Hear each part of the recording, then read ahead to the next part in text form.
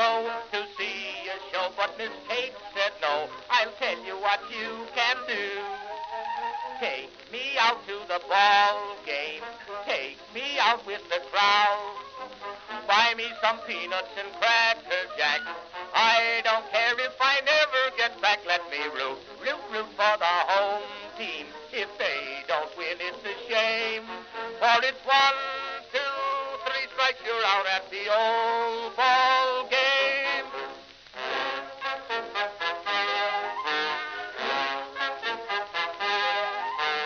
Katie Casey saw all the games, knew the players by their first names, told the umpire he was wrong all along, good and strong. When the score was just 2-2, Katie Casey knew what to do. Just to cheer up the boys she knew, she made the gang sing this song.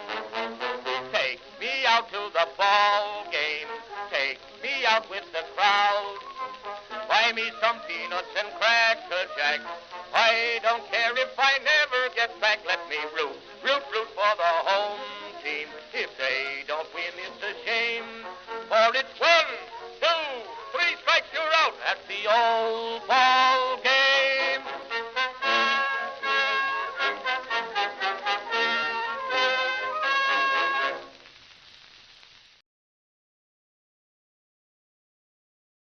Baltimore, you are seeing history being made today.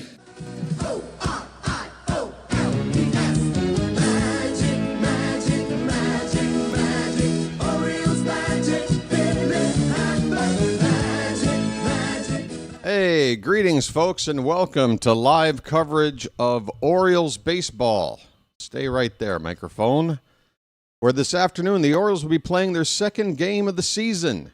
After winning a close one, 2-1 on opening day, it's Game 2 of the 2026 season as the Orioles will be playing the Minnesota Twins at Camden Yards. How you doing, everybody? It's your old pal, the BirdWatcher here. People call me BW for short, and that works for me. Folks, baseball is back, and welcome in, especially if you were perhaps busy on a Thursday afternoon. Maybe you were preoccupied with work or something, but it's Saturday afternoon. Hopefully, if you didn't have a chance to see the Orioles on opening day, you're here today to see them play for the first time this year. Again, we won opening day. It was a very good day. It was a good day for the team. It was a good day for Trevor Rogers. It's a good day for me and this channel here. This channel, folks, this is the BirdWatcher Channel. I'm BW, and this channel's dedicated to live coverage of Orioles baseball all the time. This is the start of the third season of the channel. I'm proud to say I've never missed a game. I've missed a few pitches here or there, maybe even half an inning due to some technical issues, but I have not missed a game that matters. I have missed a spring training game. You'll have to forgive me. But, folks, yeah, that's what this channel is all about. A play-by-play alternative to follow along with the game. A lot of people out there don't have access to the game to watch. Others just enjoy listening to a different perspective, different personality calling the game. Whatever your reason might be, this is a community for Oriole fans. But all fans of baseball are welcome to hang out here in the Charm City chat, the beautiful Charm City chat, folks. Folks, I can't tell you how great this chat is. We put up, folks. I know there's a lot of people that don't care about how the channel here is doing or don't want to hear any updates about how the channel is doing. It's like, I don't really care. Just, I'm here to get my Oriole fix, and whatever's going on with your hopes and dreams, I don't care. But look, I can't help it. I got to tell you guys, opening day here for the channel was really, really good. We got over 80 subscribers. It was the biggest day for subscribers in the channel's history.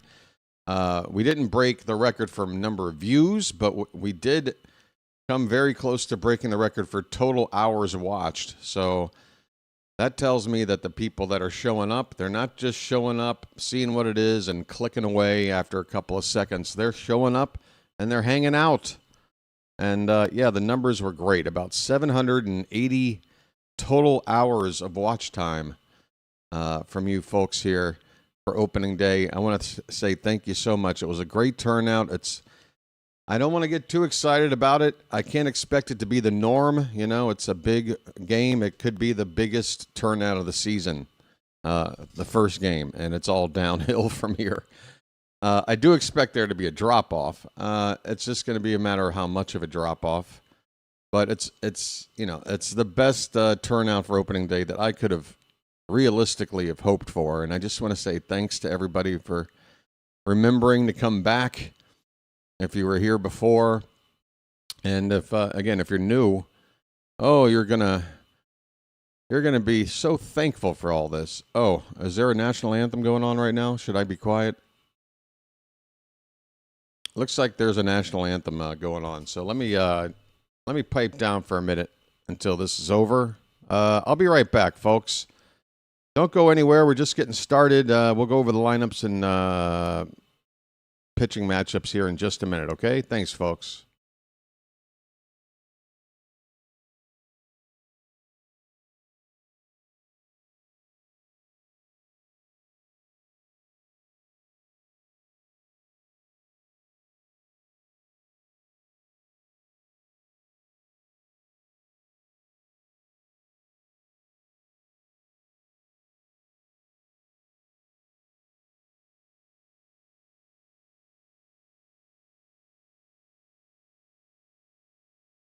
Oh!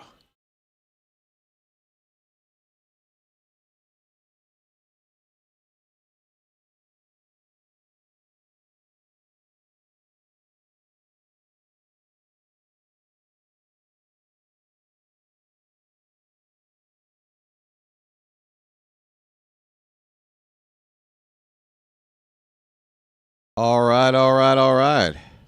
Folks, the fireworks are shooting off the new upgraded scoreboard or video board, whatever the hell you want to call it. There's your national anthem, folks. Let's get back into this. All right, Game 2. How you doing, everybody? Game 2. The Orioles have made 2 changes to their lineup today. I predicted both of them. And it's so nice now to have a Discord and to have a community of people so that when I predict things or make observations that turn out to be true, I now have witnesses. It's nice. First pitch is thrown out by a lovely young lady, Tyler Wells, on the receiving end. Looks like another nice crowd here, folks. The weather is about 30 degrees colder than it was on opening day. Opening day, about 80 degrees. It's about 50 here this afternoon. A 30-degree drop, but it is about 50, maybe 49 degrees. Let's see. What's it say on here? 49. 49. So we are technically in the 40s. But come on, folks. You can brave this weather. I can sit in 49-degree weather in shorts. I'm fine. All right, so the starting pitching matchup today, folks. Kyle Bradish will be making his first start of the season. This is our co-ace on this rotation. We don't feel like we have an ace, but we might actually have 2. You know, it's our version of the ace, folks. We got our own ace. I might have 2. Hey, speaking of pitching, we got to talk about a major transaction or whatever you want to call it for the Orioles here in the past 24 hours. But yeah, it's going to be Kyle Bradish facing a right-hander for the Twins named Taj Bradley. I think Bradley came up with the Rays. I remember Bradley pitching for the Rays at the start of his career. He must have been traded to the Twins. Boy, those Rays love to trade, don't they? Bradley making his first start, obviously, as well. So no pitching line to go over yet this season. I don't know how well Bradley did in the spring, but he's a pretty talented young right-hander. Hope Hopefully the Oriole lineup today is going to do a little better than the first game. We won the game, but we only were able to scratch across 5 hits. Did not hit a home run. Adley was the only batter to get 2 hits. He did have a double in there, but it was mostly singles from a handful of guys. Top 3 guys in the order on opening day. Taylor Ward, Gunnar Henderson, and Pete Alonso went a combined 0 for 11 with a walk. We can't watch that happen again today, can we, folks? Because they're all hitting top 3 again today. Let's look at these lineups. First, for the visiting Minnesota Twins, they have made 2 changes in their lineup as well. With a right-hander Bradish on the mound, they've added a couple of lefty bats. We saw both these lefty bats pinch hit late in the game on Thursday. One of them is leading off. It's first baseman Cody Clemens. He will hit lead off. Byron Buxton will bat second and play center field. Luke Keeschel is the second baseman. He'll hit third. Matt Wallner, the cleanup hitter in right field. Josh Bell will DH and bat fifth. Ryan Jeffers will hit sixth and do the catching. Trevor Larnach, the other lefty bat kept out of the opening day lineup, did pinch hit on Thursday. He will start today. He's in left field hitting seventh. Royce Lewis will bat eighth and play third base. And Brooks Lee, shortstop, batting ninth. For your Baltimore Orioles, once again, 2 changes in the lineup, and has gone 1 spot ahead of Cowser in the lineup as well. I believe Cowser hit 7th and Mayo 8th on open round today. But yeah, Taylor Ward will lead off once again. He's in left field. Gunnar Henderson will bat second and play shortstop. Pete Alonso will hit third and play first base. Adley Rutschman will be the cleanup hitter and do the catching. Sammy Basayo will DH again and bat fifth. Dylan Beavers will make his first start. He's in right field playing ahead of Tyler O'Neill. He's hitting sixth. Kobe Mayo will bat seventh and play third base. Colton Cowser will hit eighth and play center field. And finally, Jeremiah Jackson gets the call over Blaze Alexander, batting ninth and playing second base. So again, the 2 changes. Beavers in for O'Neill in the number 6 spot in the order, and Jeremiah in for Blaze in the number 9 spot. And again, Mayo and Cowser, I think they flip-flopped in the order. Everybody else is right where they were on opening day. Rutschman's catching the second game. There was an off day in between, but I would assume for tomorrow's game, even though it's not really a night game followed by a day game, it's more of an afternoon game followed by a day game. I think tomorrow you'll probably see Basayo behind the plate. Rutschman probably DHing, although Mountcastle is there, but I think we're going to be facing another right-hander tomorrow. We face a lot of right-handers early on in this schedule, so Mountcastle might have to wait a bit before he sees some plate appearances. Right, we are just a couple of minutes past the top of the hour. First pitch should be whenever we get back from commercial here.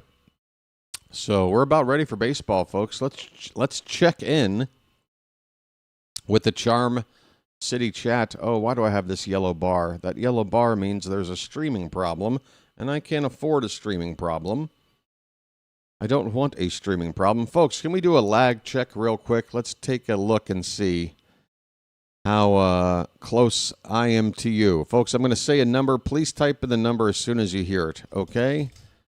I've got my VPN set here, and I've got it set there. Those are right. Okay, looks okay. Yeah, folks, here's a number. Please type it in as soon as you can. The number is 3. Please type in the number 3, submit it. And I hope to see that number in the chat in the next 4, 3, 2, 1. Show me those 3s. Uh-oh. They're not there. Now every second that passes is a little bit concerning. Oh, no. This is not good. There's the 3. We got 1. It took a bit. All right, well, apparently there might be some lag issues, folks. Apparently, if you're going to try to interact with me, we're going to have a bit of a delay between us. I apologize. Everything is seemingly working okay. All the threes are starting to roll in now. That's not good. That's about 20, 25 seconds past normal. And I couldn't tell you why. I double and triple checked all the settings and everything before going live. Hang in there, folks. We will watch baseball together. Thank you once again. Thank you for the test. Oh, you guys were behind. Sheila was behind. There were 2 brief buffering stints a little bit ago, right out of the gate. See, that's not good. And I'm actually having a bit of buffering going on right now with my game as well. Bradish is taking what appears to be his final warm-up toss.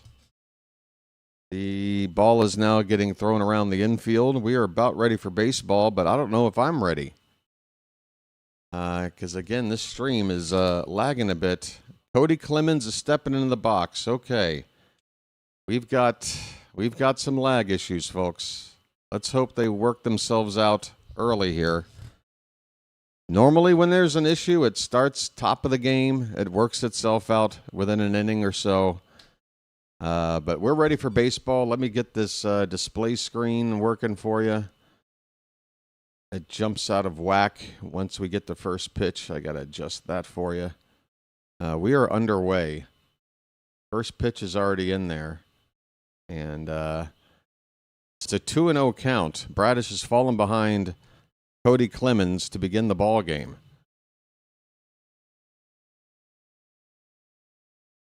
Okay, come on. Let's hang in there. The 2-0 is a called strike. That was high. The Twins would win a challenge here if they wanted to use it, but on a 2-0 count, first batter of the game, they're going to keep that challenge. That was definitely ball 3. The count, though, 2-1 on Clemens.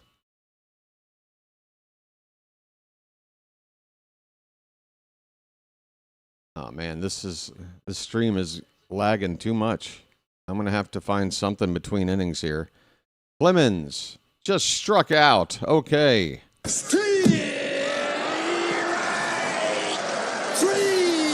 Well, y'all come back now, you hear? All right, after falling behind 2-0, Bradish strikes out the first batter of the game. Here's Byron Buxton.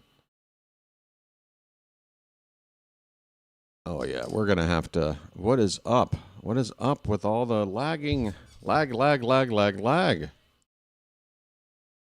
Come on now. All right, first pitch to Buxton's a sinker on the outside edge at 95 for a called strike. I mean, if I close every other open tab that I don't need, is that going to help? Here's a ball hit on the infield. Buxton's going to get thrown out on a ground ball to first base. Pete Alonso on the play. Second out of the inning. And, yeah, I'm going to have to work on... This is not going to work. Feels like it's trying to settle. Settle down now. Settle down now. Here's Luke Keeschel. 2 down, nobody on. Bradish getting the first 2 outs on 7 pitches. And Keeschel. It's a fly ball to center field. Out there is Cowser. He's going to make the catch. And that'll do it. Bradish gets through the first inning on under 10 pitches. Oh, make it 10 pitches on the money. And we are going to the bottom of the first. It's the Twins 0 and the Orioles coming up. Okay, folks, stand by. I'm going to try to work real hard to find a better stream here between innings, okay? This one is lagging way too much. Stand by. Thank you, folks. We're going to the bottom of the first. No score.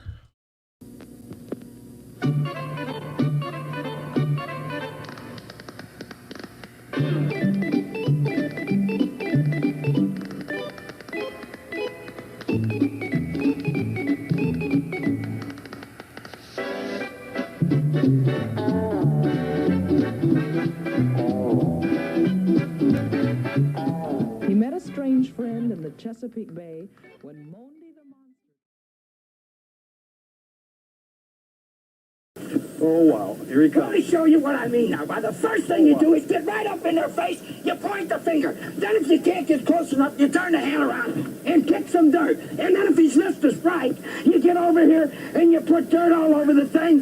You throw the hat down, you pick it up, you throw it, and then you're so bad, you throw him out of the game. You're out of here.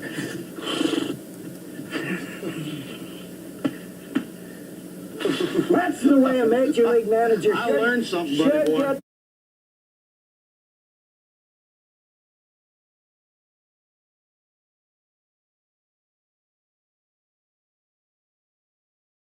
Okay, I've got the game back up, and so far, no lagging. I think this is better. Sometimes, folks, that first half inning, it's like when you go to a game, you get there a little bit late, you can't find good parking, there's a traffic jam getting through the turnstiles or whatever, and you miss that first half inning of the game, or you don't get to see it all. Just pretend it's something like that. Taylor Ward is coming up to hit right now, folks. Here come the Orioles. Ward needs to have a better game after probably having the worst game of anybody in the starting lineup on opening day. Not only did he go hitless at the top of the order, he also misplayed a ball in the left field corner that turned a double into a triple and led to the Twins' only run of the game in Game 1. He takes high for ball one. Taylor Ward, folks. Taj Bradley, the pitcher on the mound. Where's number 76? Swing and a miss. 97 on the gas. Where's number 26? Did I say 76? I'm sorry. Where's number 26?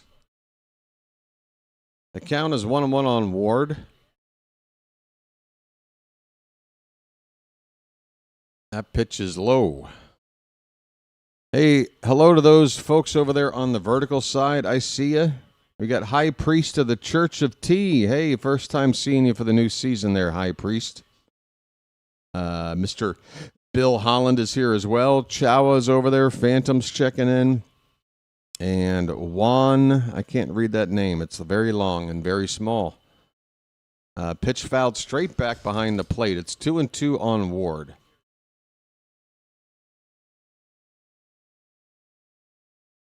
I'm just going to call you Juan. There's a lot more after that, but I can't read it all. The count is 2-2 on Taylor Ward. Pitch. That's very high, full count.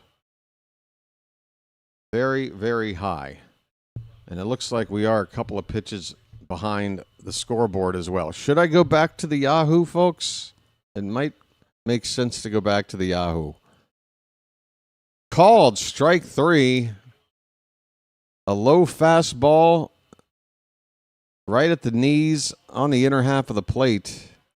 And Ward is still searching for his first Oriole hit. Strikes out to lead off the ball game. Well, to lead off the Oriole offense today. Here comes Gunner, folks. His name's Gunner, and he's dating my mom. He pitch splitter. That was up middle of the plate. Gunner wasted. Gunner also hitless on opening day. Now a curveball, and that's out of the zone for strike 2.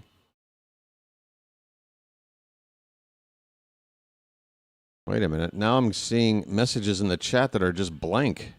Are things glitching out over here? 0-2 to Gunner. Breaking ball, fouled off. Yeah, the last two chat messages. Oh, no. What is going on? What is going on with the stream? 0-2 pitch. Swung on and missed. Gunner goes down swinging.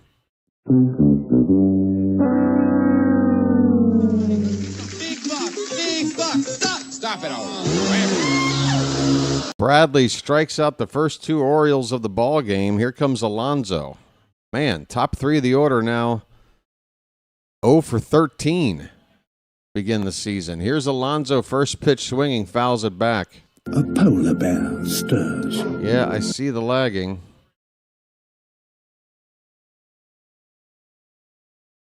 Oh, the chat is having its own separate glitch issues. It's 0-1 on Alonso. This one's foul back, already 0-2. A polar bear stirs. Already 0-2.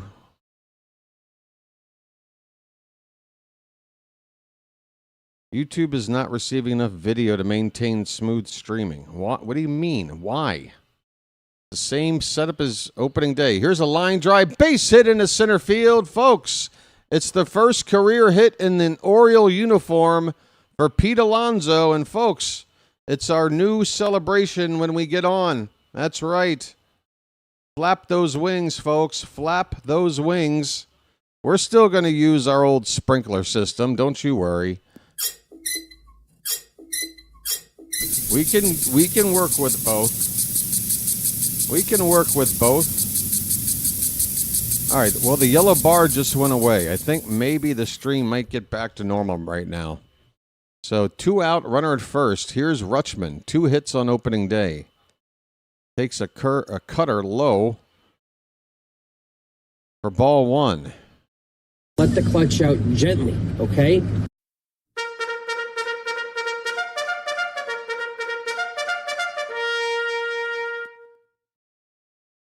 Alonso on at first base. 2 down. The 1-0 to Rutschman is inside. 2-0. Come on.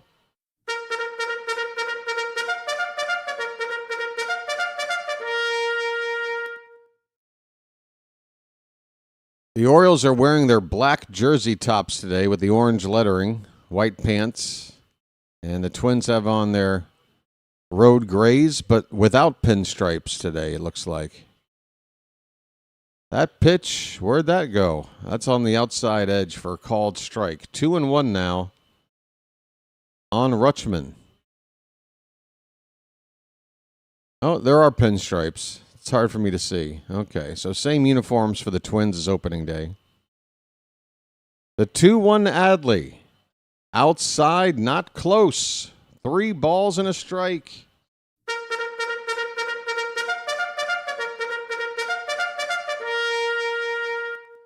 We got a hitter's count. Adley looking to turn his season around here. And what's going on with this stream? Come on, don't play with BW. You're playing with me, aren't you? That's going to be ball 4. Adley, Rutschman, take your base. I'm walking here. I'm walking here. First and second, 2 down. Here comes Sammy, folks. Sammy. Here comes Sammy. Hang in there. Oh, boy. Have to scramble to get this game working again. Oh, God. Why do you do this to me? Why can't we have nice things? Come on, just get me through this Sammy at bat, okay? Then we'll figure it out again. All right, here comes the first pitch to Basayo, folks. That is tapped foul behind the plate. 0-1 on Sammy. Sammy.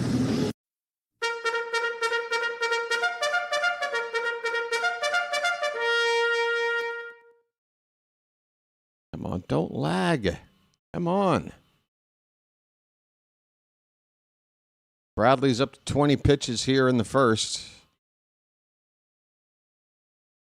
Runners at first and second, 2 down. Bradley looking at the runner at second.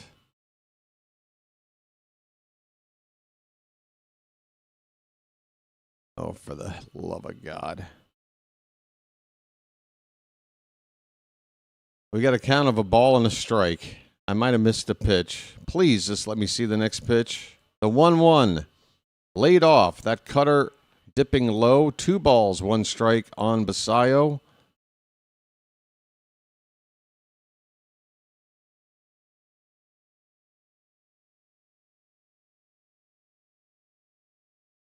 We're making Bradley work. Hopefully we're going to get some runs out of this, but if we don't, he's going to have a pitch count somewhere in the mid to upper 20s by the time this inning is over. That's a called strike. It is 2-2 on Basayo.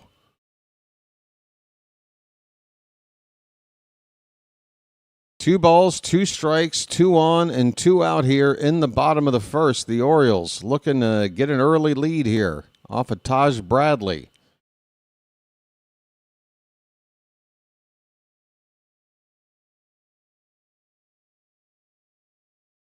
And this one's fouled away. Still 2-2.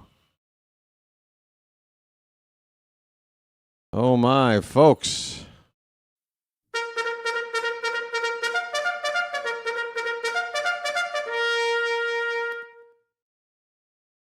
Basayo. The chant of Let's Go O's going around the park. We got a nice crowd here today despite it being 30 degrees colder than game 1. The 2-2 pitch from Bradley. That's ball 3. That 4-seamer just missed.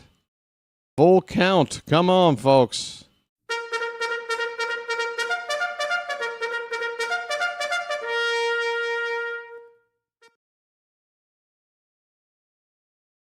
If Sammy can keep it going, Beavers is on deck.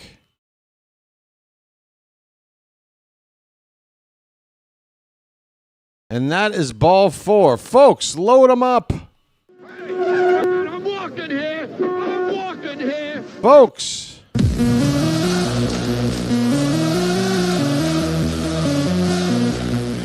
Folks, I don't mean to sound so forward, but please, right now, I want everybody in the Charm City chat to show me your Beavers.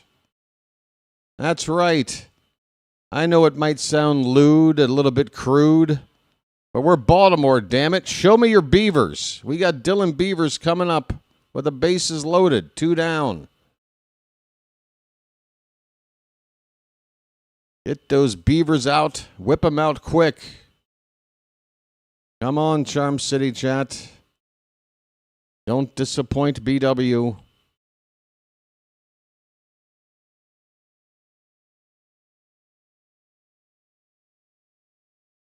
Oh, boy.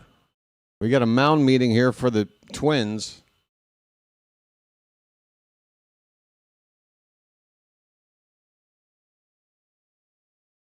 Oh, for the love of all that's holy.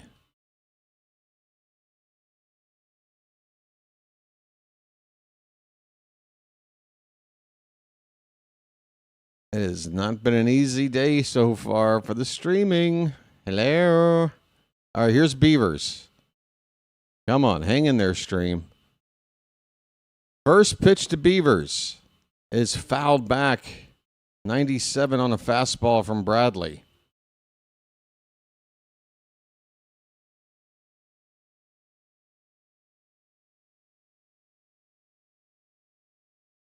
The bags are juiced. There's 2 down. This will be the 30th pitch from Bradley in the inning.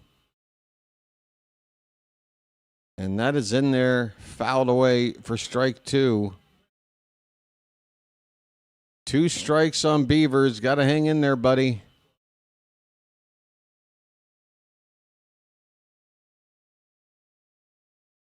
Here comes the 0-2. Laid off, low and away. A ball and 2 strikes.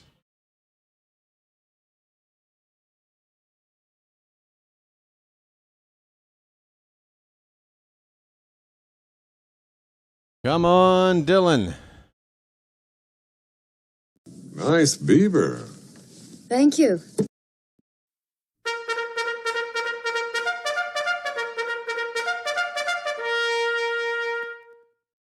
Bradley stepped off the rubber here. The count is a ball and 2 strikes.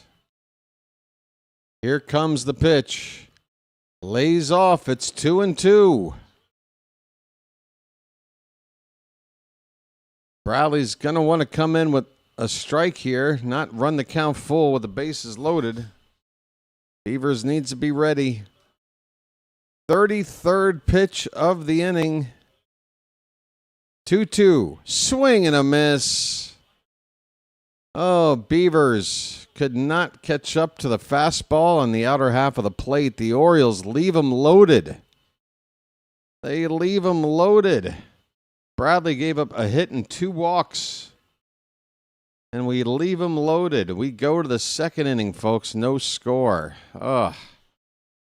So close and nothing to show for it. I mean, we did make him throw a lot of pitches. That's good. But, man, you hate to leave the bases loaded when you got a chance to take an early lead like that. Folks, after a lot of sweating, and I mean that like literally, trying to get this stream working, I'm going to go grab a drink, a different drink. I'll be right back, folks. Hang in there.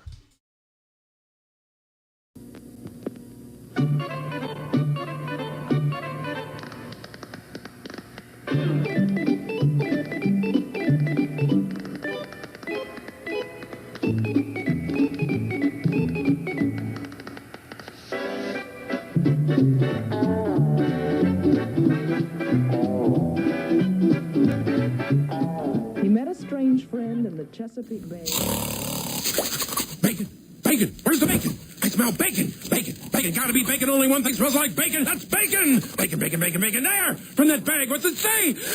I can't read! Please! Please! Give me what's in the bag! Chewy, yummy, smoky bacon! There you go. Oh boy! Oh boy! Oh boy! No! No! No! No! No! No! It's bacon! No, it's Bacon Strips, brand dog snack from Purina. Bacon Strips. Dogs don't know it's not bacon. It's bacon!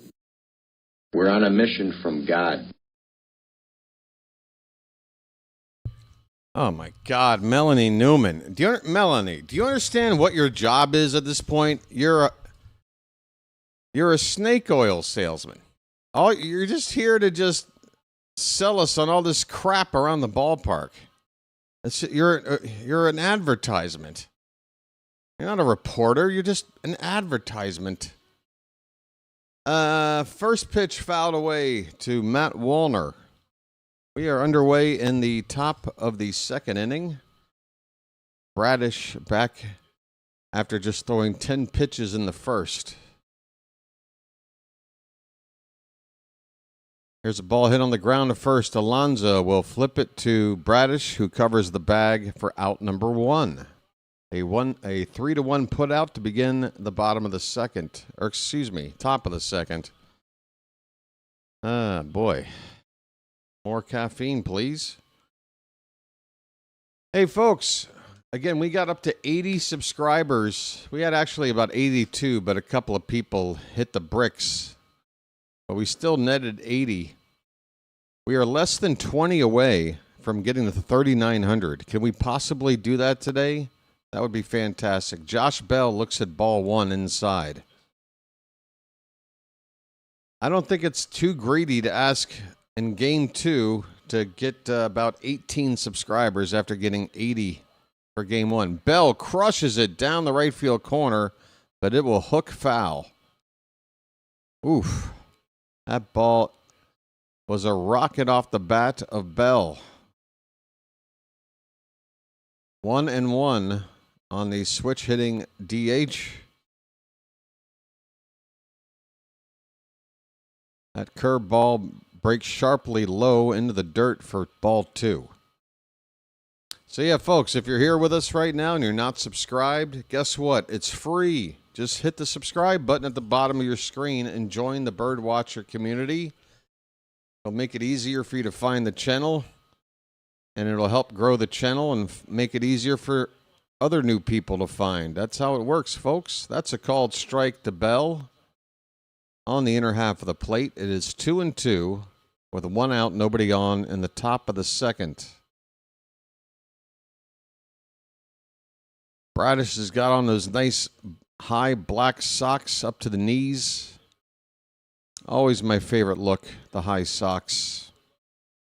Whoa, look out. That sinker nearly hit Bell on his belt buckle. He has to do a pelvic thrust to get out of the way. It's a full count.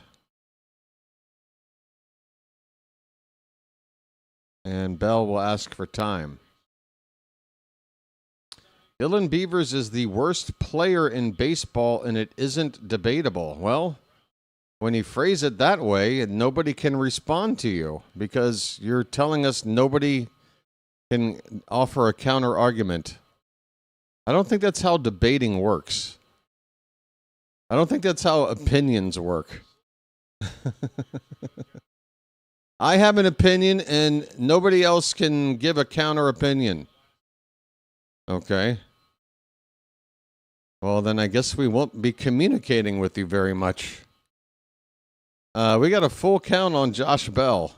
Here's a line drive foul down the right field line. Nice play by the ball guy over there.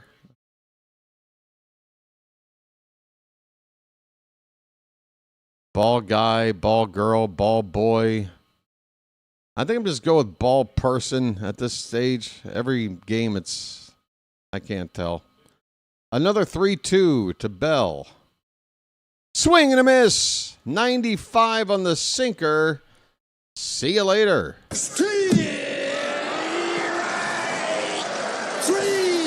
Well, y'all come back now, you hear? Well, y'all come back now, you hear? All right, 2 down.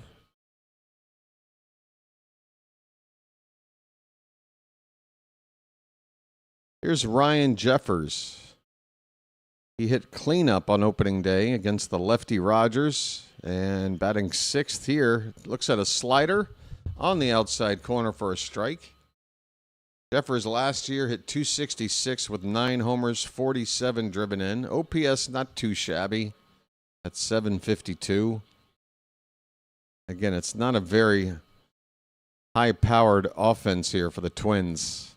A .752 OPS for this team's lineup, that puts you about middle of the order. 1-1 pitch, that breaks hard outside. It'll go to the backstop. 2 balls, 1 strike. I decided to go along with my season tickets this year that BW is going to be my Vin Scully, going to have him on while I'm in the game, so he is my commentator. Well, I don't know if Vin Scully's the best comparison, Charm City, because Vin is a gentleman and a class act. I'm a bit of a wild card. I can be a little bit abrasive, and sometimes I throw out some 4-letter words. Scully would never, ever. It's 3-1 on Jeffers. The 3-1 is a sinker in there and fouled back. Full count. 2 down, nobody on. Full count on Jeffers. Bradish on 25 pitches. What's the word on Holiday's return? He was in the lineup with I was going to say Frederick, then I was going to say Rochester. Good grief. With the Norfolk Tides, he was in the lineup last night. He should be about 1 week of rehab playing with Norfolk. I have him coming back to join the Orioles on their first road trip. We got a 6-game homestand here. 3 against the Twins, 3 against the Rangers, and then an off day on Thursday. Friday, we will hit the road for the first time to Pittsburgh. I think that's when Holiday will join up, unless there's some kind of a setback. Here's Trevor Larnach, 2 down, runner at first. How did that runner get to first? Did I just miss a walk? Did I just casually miss a walk? I did. Ryan Jeffers drew ball 4. So he's on at first base with 2 down. Larnach pinch hit late in the game on opening day. Will normally be in there against right-handed starters. That ball's hit very hard, but an early swing by Larnach as that ball hits into the stands deep in the right field corner, and those seats that are closest to the warehouse.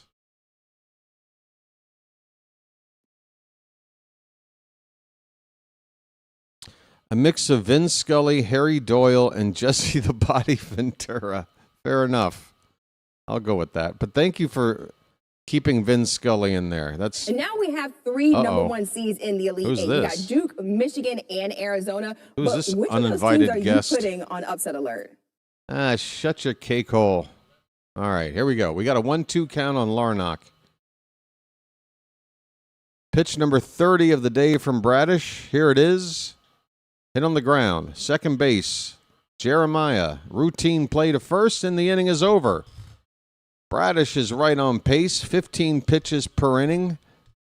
2 innings. He has not given up a hit. The Twins have left one man on base. We go to the bottom of the second. No score. Hey, Matt Abel is celebrating his 10th month as a Magic member. Look at those. Matt, you're just 2 months away from getting an upgrade on those binoculars. You know that, right?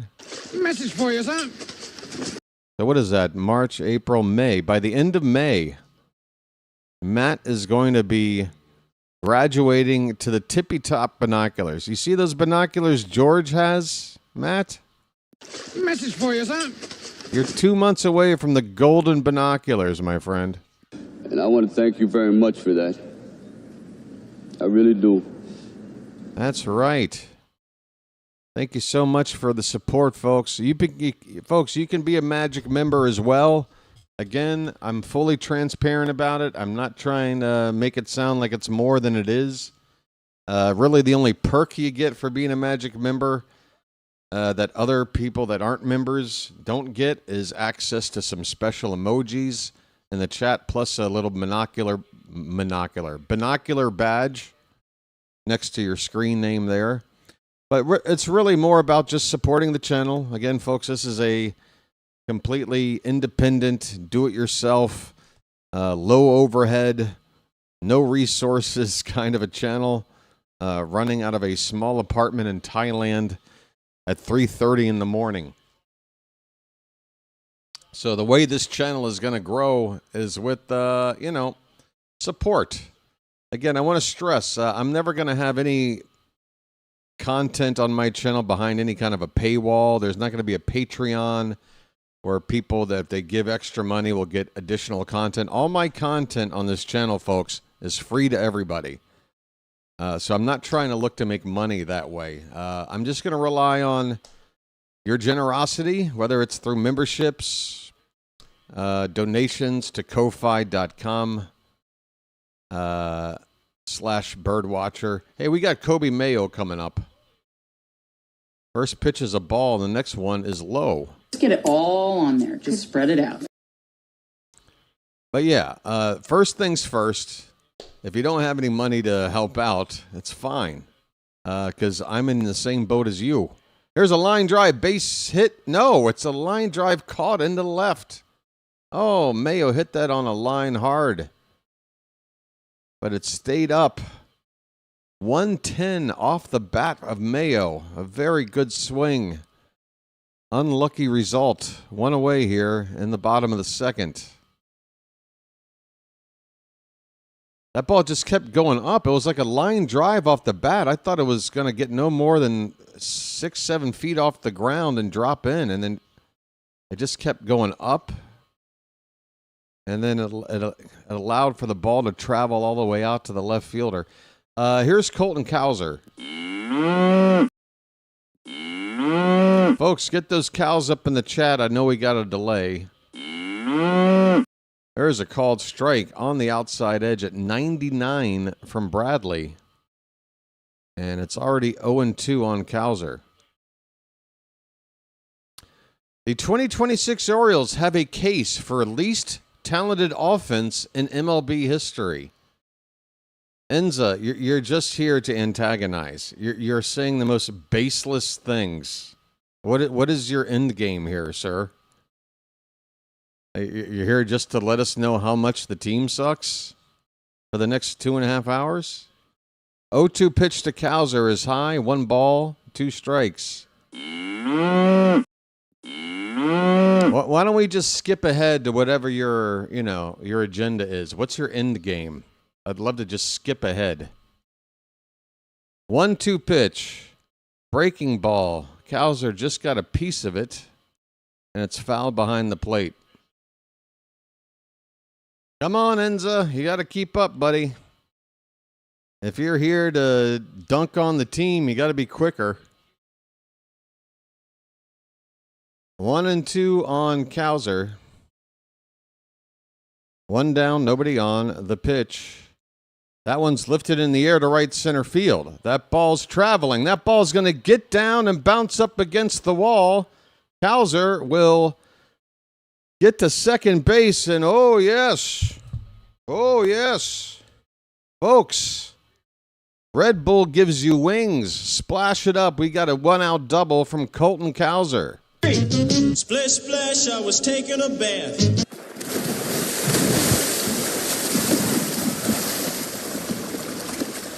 A double from one of the worst offenses in Major League history. That was 104 off the bat from Cowser. Runner in scoring position here for Jeremiah, folks. First pitch, hit on the ground. Through the hole to left side, a base hit. Cowser's rounding third. Here comes the throw in. It's cut off. Cowser scores on the slide. Oh, he was running hard right off the bat.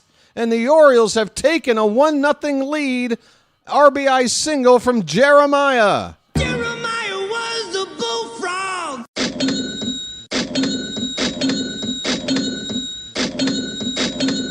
The Orioles are winning 1-0. It's magic, you know. Quite possibly the worst offense in Major League history. Line drive by Ward right to third base and caught over there by Lewis. Taylor Ward with his best swing as an Oriole yet, but still hitless. Lining out to third for the second out of the inning. Got a first pitch, hit it hard. Nice stab out of the air by Lewis. All right, here comes Gunner, folks. 2 down, runner at first. His name's Gunner, and he's dating my mom. First pitch to Gunner. Swing and a miss.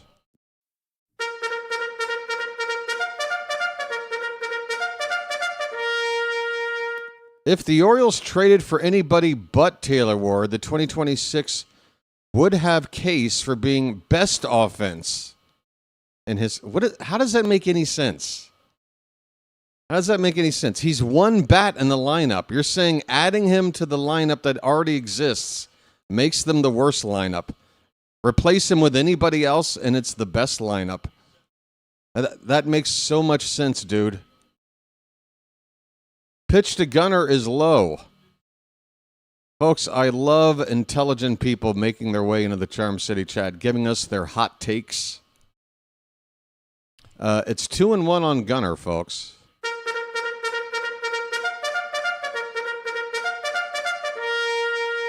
The pitch. Swing and a miss. It's 2-2. Come on, Gunner. Just pretend it's the World Baseball Classic, why don't you? Just pretend it's the World Baseball Classic. Bradley is closing in on 50 pitches here in the second. The 2-2. Swing and a miss. Gunner strikes out. He's still hitless on the season. And the inning is over. But the Orioles do get the first run of the day. However, through 2 innings, they've now left 4 men on base. We go to the third. The Orioles with a 1-0 lead on an RBI by Jeremiah Jackson, driving in Colton Cowser. Jackson 1 for 1 with an RBI to begin his season. Number 9 batter. Folks, that's RBI from the number 9 batter. 2 of the 3 runs we've scored on this season have been 2 different guys hitting out of the number 9 hole. There you go. Yeah, Matt, I think, says it best. Don't mess with the vibe. Your opinions are respected. You're welcome to have them, but we can tell when it's an opinion versus you just being antagonistic, right? There's a difference. And you're not about to gaslight me or anybody else here in the Charm City chat into going, what, you can't handle a different opinion? Why are you so sensitive? No, you're not gaslighting us with that garbage. You be a nice person. You know, just be civil. You don't have to kiss anybody's ass. Just be civil. You're allowed to have a difference of opinion. You're allowed to get into a heated debate. But don't come in here trying to swing a dick that you don't have, because you're just wasting your time, all right? Just take my advice. Just take my advice, or take your dick and swing it somewhere else. Hey, folks, Shane Baz. We haven't talked about this yet. You might have heard yesterday the Orioles offered a 5-year contract extension to Oriole right-hander Shane Baz, who was brought over via trade in the offseason. And, we've got him locked in for 5 years. That includes the final 3 years of team control plus 2 additional years of free agency. And, folks, normally I am not excited about any sort of long-term contract with a pitcher, but it's really just 2 additional years, so I don't see that as long-term. And we've got a guy locked in now at a very affordable price, which makes it a pretty low-risk investment considering, again, we're talking about $68 million invested into a starting pitcher. On a market like this, if Baz just... If he doesn't turn into an ace, it's still, I think, a good deal. If he's a middle-of-the-rotation kind of a guy, I think we did well. And the Orioles needed to lock somebody up in this rotation group. Bradish has got a couple of years left. Kramer's got 1 year left. He's in the minors. But Bassett, Eflin, Rogers, they're all in their final year here. Now here's a pop-up on the infield by Royce Lewis on a 1-2 pitch. And that'll be handled for out number 1. A pop-out on the infield by Royce Lewis to begin the top of the 3rd inning. So, that's the second extension the Orioles have given out since this past August, about 7 months, when Basayo got his. Here's Brooks Lee, switch hitting shortstop, batting from the left side. He looks at a curveball in the dirt. By the way, Laz Diaz, who was the home plate umpire on opening day, the infamous Laz Diaz, he's working third base today as the umpires rotate around.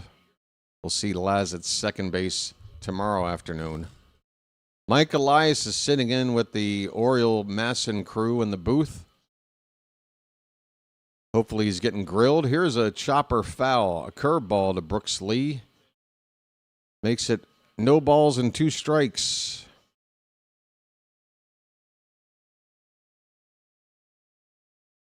So, you got Baz locked up all the way through the 2030 season now.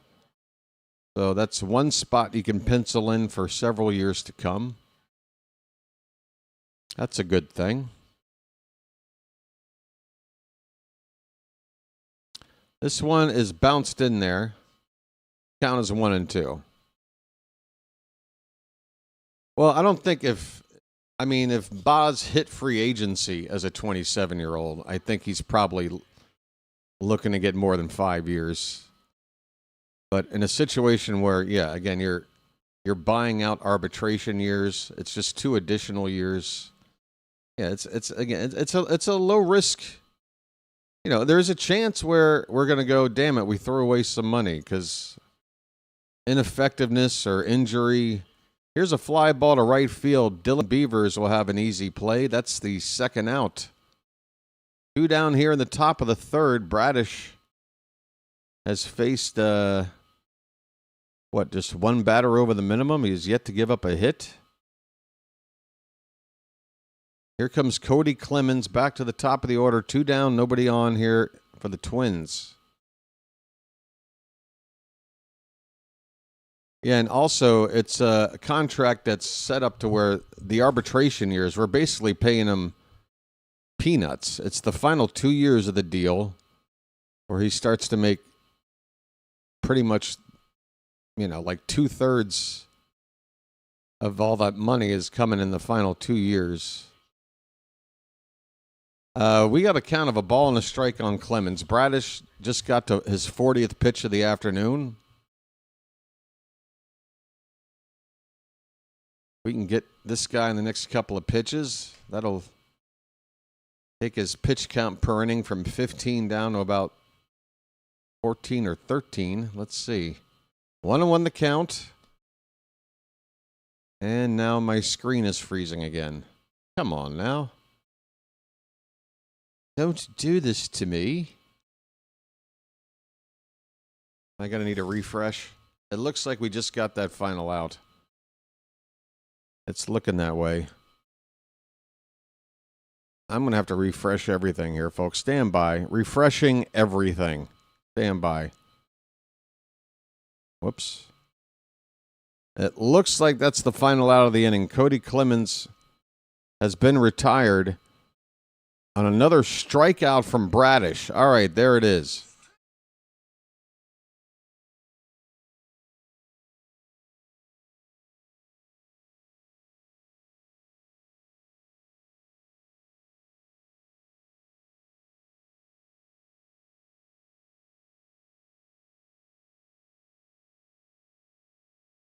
Kyle Bradish, 3 innings without a hit. He's got 3 strikeouts. Good stuff.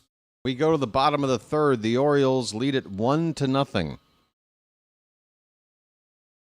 How you doing over there on the vertical side, folks? I see Danny the K hanging out. How you doing, Danny? Danny? Right, folks. We're at 3890 on the sub count. So if you're watching right now and you haven't subscribed yet, guess what? If you're one of the next few to do it, you're going to make that sub count hit 3,900. We can do it here in the next few minutes. And then we're that much closer to 4,000. It would be great to get to 3,900 today. Anything beyond that would be gravy. I'm just trying to get to 3,900, and we're less than 10 subscribers away from doing so. We'll get to 4,000, I would hope, sometime before, mid to late April, something like that, I think is reasonable. And then hopefully 5,000 by the All-Star break. That would be great. I don't want to get greedy. But we're doing well. Hit the subscribe button, folks. Bottom of your screen. It's free. What else? Just some lag issues today. We had a nice, smooth stream on opening day. Today, it's a little bit laggy, and I apologize. I'm at the mercy of the internet gods.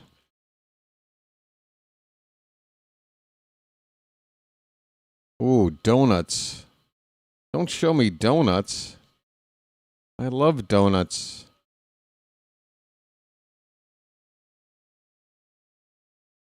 Oh my God, look at those donuts. All right. Bottom of the third inning. It's Pete Alonso up. First pitch is a strike, swing and a miss on a cutter. Alonso got a base hit his first time up. His first hit is an Oriole, a single. And that's another swing and a miss. 0-2 on Alonso, leading off the bottom of the third. He will be followed by Rutschman and Basayo.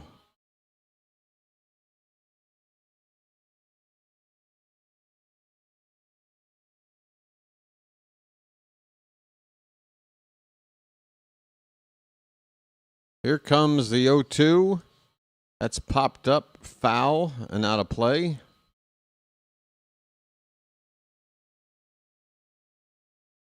I'm going to have to refresh this again.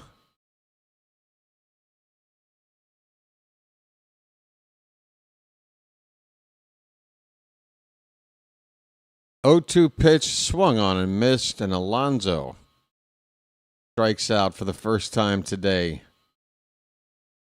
Gunnar has struck out today. Alonso has struck out today.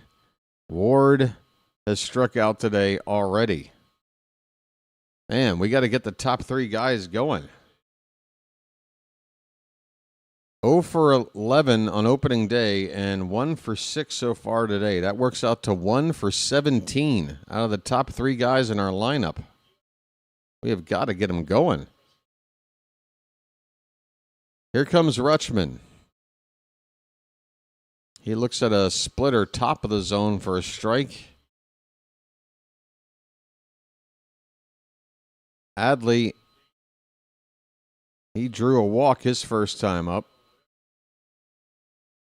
Takes low, 1 ball, 1 strike. Oh, we all love donuts, don't we, Scott? Who doesn't love a donut? You got to have some kind of, like, problem with sugar, problem with dough. Popped up by Rutschman. The catcher, Jeffers, has a look, but it's well back into the crowd. 1-2.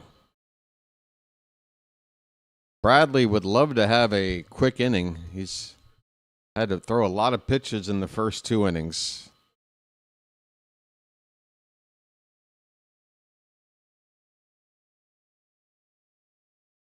The 1-2 pitch bounces in there, 2-2.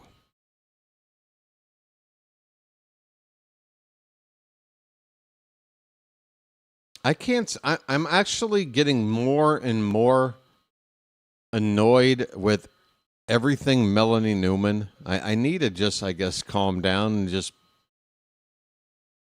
deal with the fact that she's not going anywhere anytime soon. Pitches up and away, it's a full count. It's like, God, you give us nothing, Melanie. Ugh, you're a fraud. I'm sorry. Payoff pitch. Oh, perfectly spotted. 100 miles an hour, knee high on the outside corner, called strike 3. And Rutschman is down for out number 2. You can't do anything but tip your cap to Bradley for nailing that corner at triple digits. 2 down for Sammy, folks. Swing and a miss.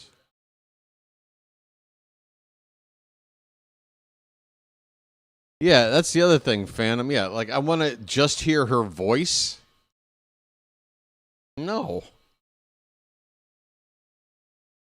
Chiming in like she's Siri.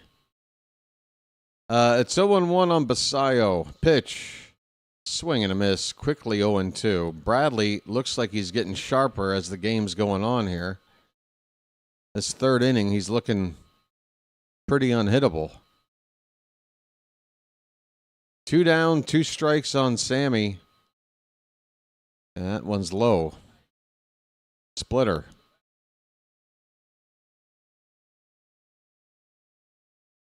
That's right, a man of culture. 1-2 pitch. Breaking ball swung on and missed. Foul tipped into the glove.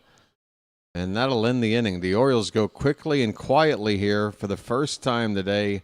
Bradley has a quick inning.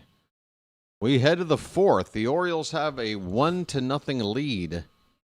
Folks, we got 135 people right now. 140 people right now in the horizontal chat, the classic chat. I would love to get the like count up to 100 today, if not beyond. You know how many likes we got up to for opening day, folks? 270-something. And that's not even counting on the vertical side. But if we're just talking the horizontal side, folks, we're not even a third of the way to the likes we got on opening day. Well, what do you say we just hit triple digits, huh? If you're watching right now, we're in a commercial break. I've got an offer for you that you cannot refuse. All right? I'm going to give you 3 hours of free content.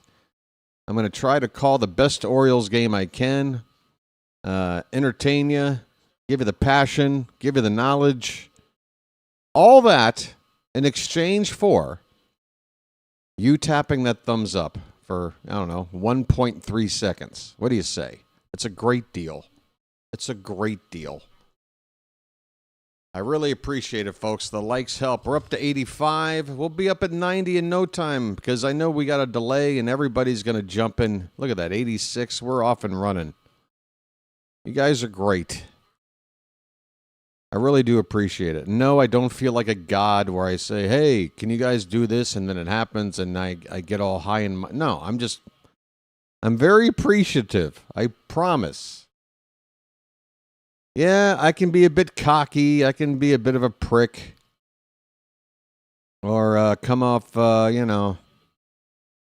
know. Whatever your opinion of me is. But when it comes to helping out the channel, guys, I genuinely appreciate it. Wow, we've got some lovely Oriole fans out here today. Everybody's dressed for the colder weather. Bundled up. All right, here we go. Top of the fourth. It's Byron Buxton coming up to hit first. Bradish goes into his first windup, and that slider missed badly. 1-0 on Buxton. He grounded out his first time.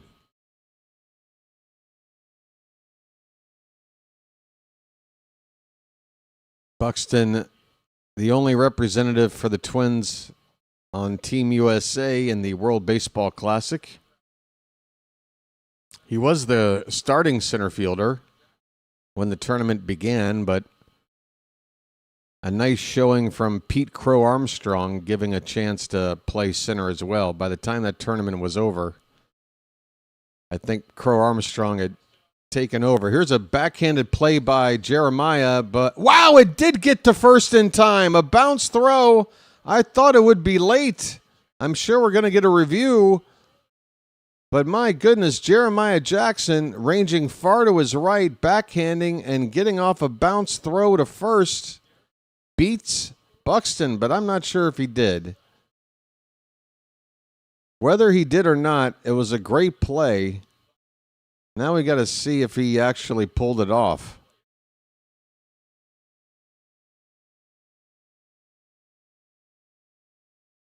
Oh, boy, that's going to be close. We're going to need a freeze frame here.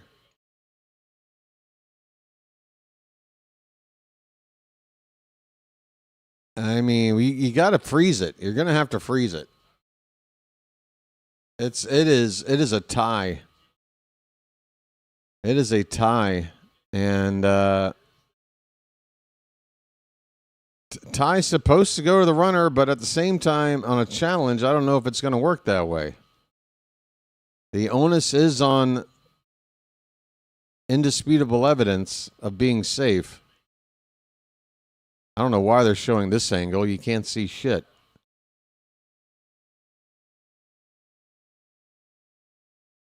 That angle looks... The runner is safe.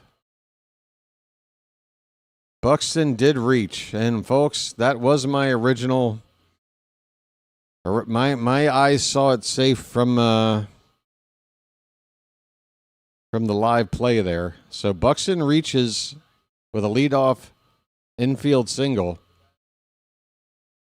It's still a nice play by Jeremiah, but unfortunately, Twins have the leadoff man on. The tying run is aboard. Here's a ball hitting the center field by Keishel.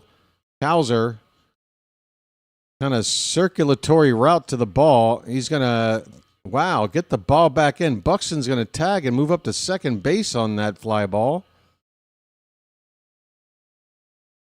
And I feel like if Cowser would have camped under this ball and gotten himself some momentum, he's got a strong arm. We might have had a play at second base, but Buxton very wisely read the situation and moved himself up to turn that routine fly ball into a productive out. So runner at second, one out for Matt Wallner. And that pitch is high.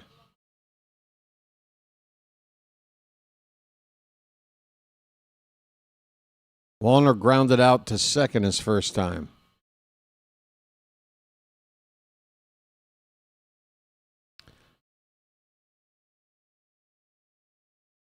The Twins back on Thursday Here's a throw down to second base, and it's going to get through the outfield. No. Oh, God, we can't allow for that.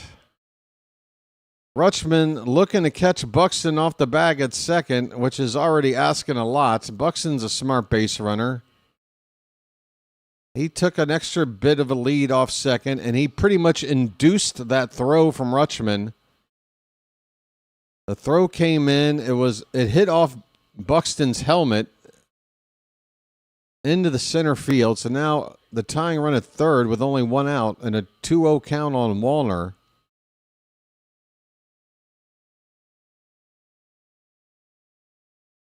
Up and in, it is 3-0. Cowser probably not expecting a tag, but also didn't really position himself well to get off a good throw right after the catch. It's 3-0 on Wallner, and that's ball 4. Well, that does set up a potential inning-ending double play ball. But it does add an additional base runner for the Twins, a runner that would be the go-ahead run should he come around to score. All right, we are in a bit of a pickle here, folks. And this is sort of an all-or-nothing situation. You got the power bat of Josh Bell, but he also is a strikeout candidate, and he doesn't get down the line very hard. So if you can get a ball on the ground, you could get an ending double play. But if you don't get one of those results, it could be a really bad result. First pitch is very high to Bell. It's ball 1, folks. This is nail-biting time right here, clinging to a 1-0 lead. The Orioles have yet to be trailing in a game, but they're in danger here in this inning. Pitch, swing and a miss on a slider. Okay. 1 ball, 1 strike.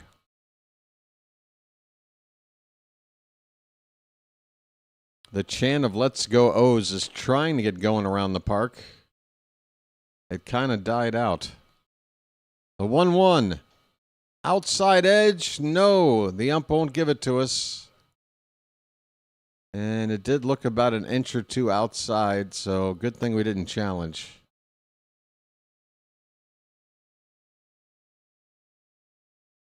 Two balls, 1 strike. First and third, 1 out for the Twins.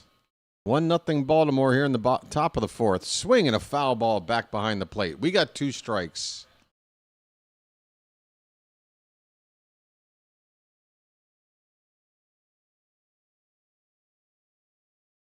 Nervous times.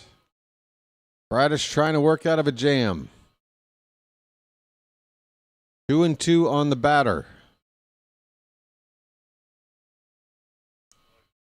55 pitches from Bradish.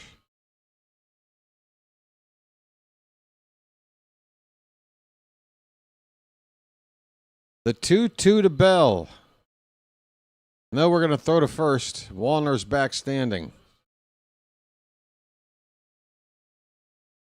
Still waiting on a 2-2 pitch.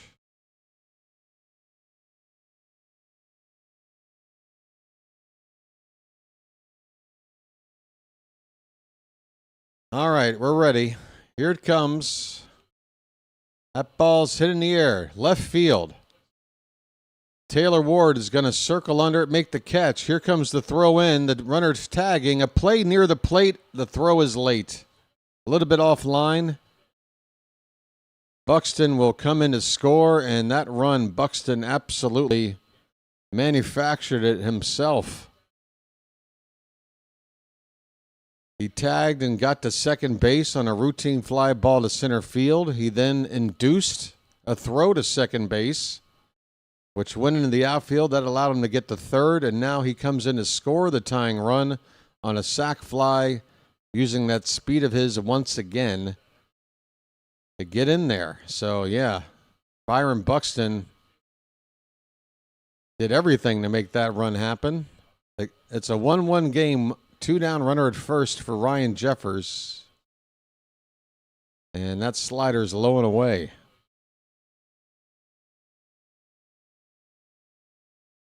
It wasn't the worst throw, but it was a little bit too far to the foul side of the plate area. It would have taken a...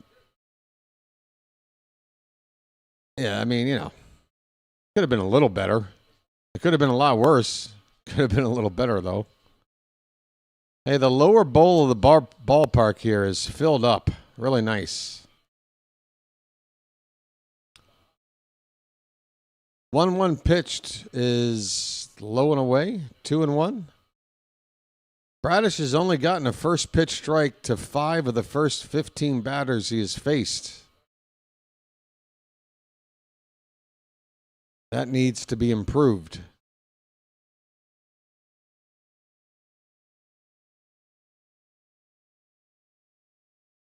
But yeah, Buxton was all over that run.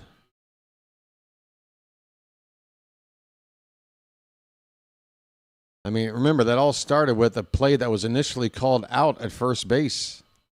If there was no challenge system, Buxton's not even to first base.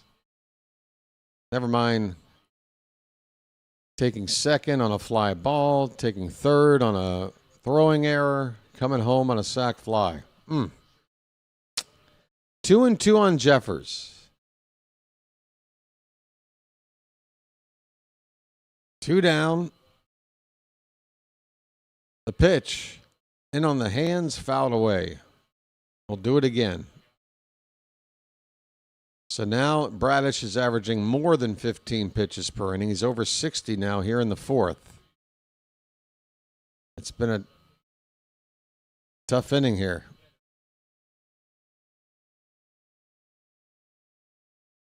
Two. Swing and a miss. Okay, the inning will end on a strikeout from Bradish.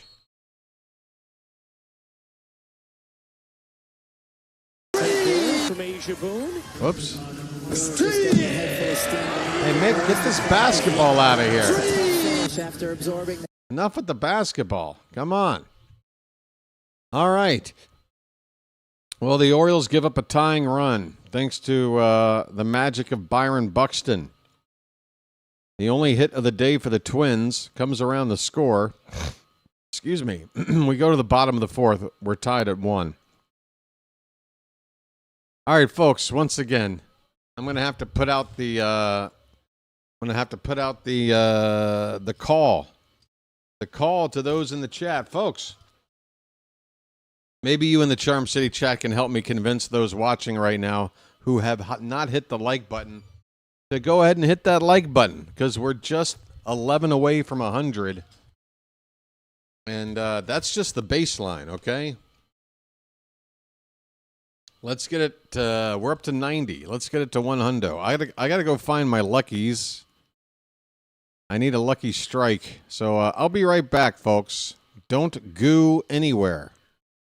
You promise? Thanks.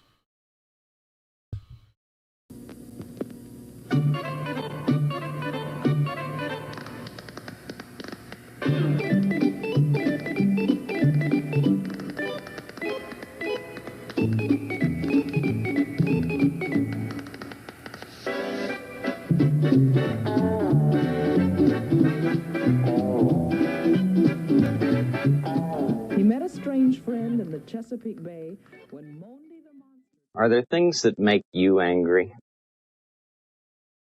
Do you have ways of showing you're angry? Oreo. Folks, get those Beavers up in the chat. Dylan Beavers is up. First pitch is low for ball 1. Nice beaver. Thank you. 9 likes away from 100. Let's go. 1-0 pitch. Hit on a line, foul. Off to the right. Off the tarp over there. All right. Let's rally back. Let's get the lead back.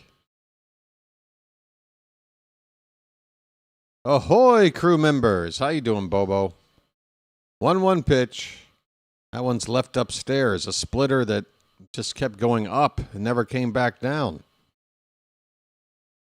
Mr. Hyde is calling for Mayo's first home run. Well, the Orioles as a team need their first home run. I haven't had a chance to say bye-bye birdie yet. Popped up on the infield, just onto the outfield grass. The second baseman will call off the shortstop. Keishel with the catch, one away in the bottom of the fourth. Nice beaver. Thank you. Beaver's retired. He is 0 for 2. Here comes Mayo. Folks, get those jars up in the chat. Just get it all on there. Just spread it out. Just get it all on there. Just spread it out. First pitch is ball 1 to Mayo.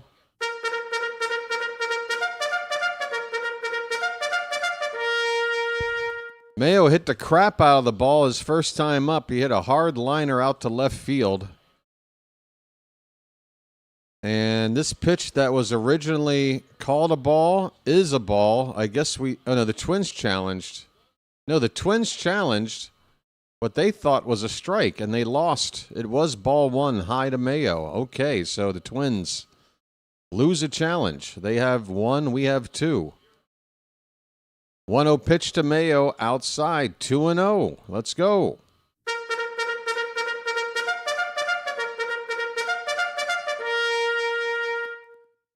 Two-0 pitch. Swing and a miss. Mayo got a heater on a 2-0 count.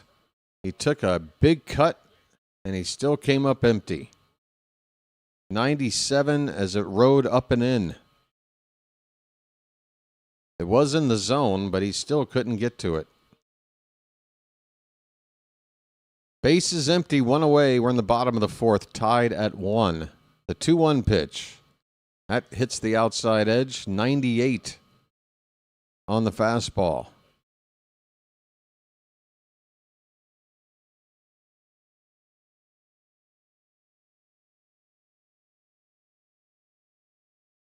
Two-two pitch. Breaking ball fouled away. Actually, that was a cutter. That was a cut fastball that had some vertical movement to it. The count is 2-2.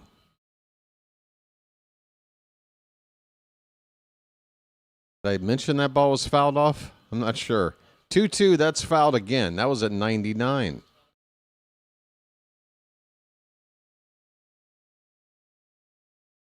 I'm really been impressed with Mayo's at-bats. He's going into deep counts, and normally when he makes contact, he's hitting it pretty hard. Here's a breaking ball. He lays off a tough one there. Bradley trying to induce a swing on a pitch that was in the zone and dropped out, but he laid off. It's a full count. Mayo works the count full. Payoff pitch. Ball 4, Kobe Mayo. Very impressive. I'm walking here. I'm walking here. Oh, I love it. I love it. Very, very impressed so far with Kobe Mayo in every aspect of the game. And he's still looking for his first hit. And I'm still impressed with this guy. Speaking of first hits, Colton Cowser has got a hit today already. 1 for 1. He's begun the season .333. He scored the Orioles' run today. He drove in a run on opening day. And that's a first pitch strike. Folks.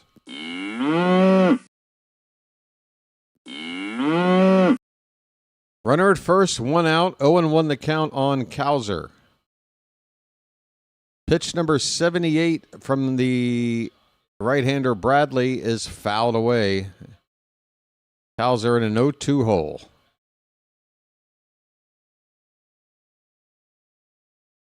Am I going to need to refresh this game again?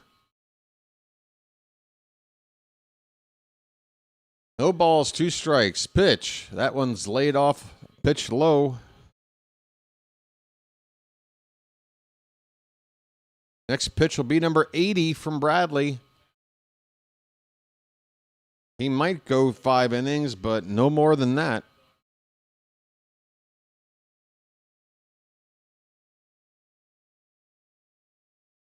1 ball, 2 strikes. And Bradley throws over to check on Mayo. Kobe, by the way, among his other contributions early in the season, he had a stolen base. And by swiping that base, he also induced an error on a throw to try to get him. So now they're checking on Mayo. Here's a breaking ball, and Cowser strikes out. Good grief. Curve ball that dropped below the zone. Cowser goes down swinging.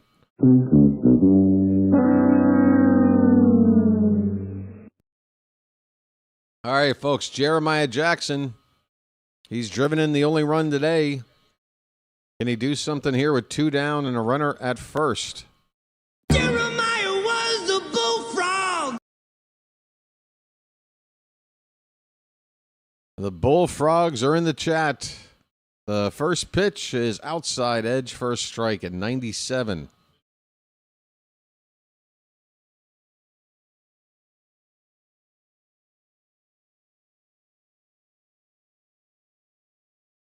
Jackson celebrated his birthday on opening day. That's a nice day for him. That ball's fouled back. It's 0-2 on Jeremiah.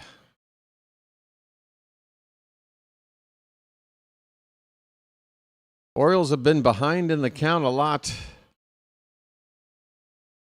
Bradley getting ahead. Some guys have been able to work around it. Some have not. 0-2 the count. That one bounces in there for ball 1.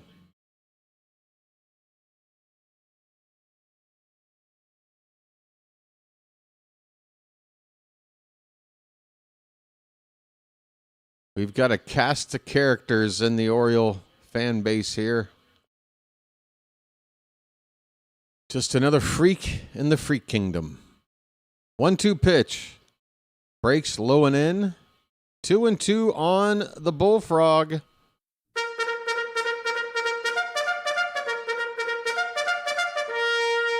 And there is activity in the Twins' pen right now. Bradley may not get into the 5th. Never mind finish it.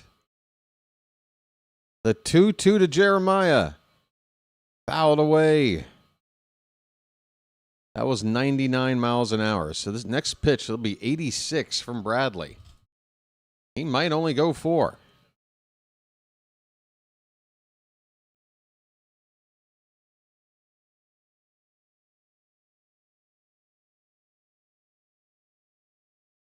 Two balls, 2 strikes, 2 out. The pitch hit on the ground. A big bounce to shortstop. Should be a routine play for Lee, and it is. Jackson is thrown out 6-3, and the inning is over. The Orioles leave a man. They've left 5 through 4 innings. We go on now to the 5th. Taj Bradley's day might be over. So that's probably good news. He struck out 8 batters through the first 4 innings. And I'm ready to see 5 innings of their bullpen. I want to see if they've got 5 innings worth of bullpen. I want to see us get to their pen. Folks, we move now to the 5th. Tied at 1.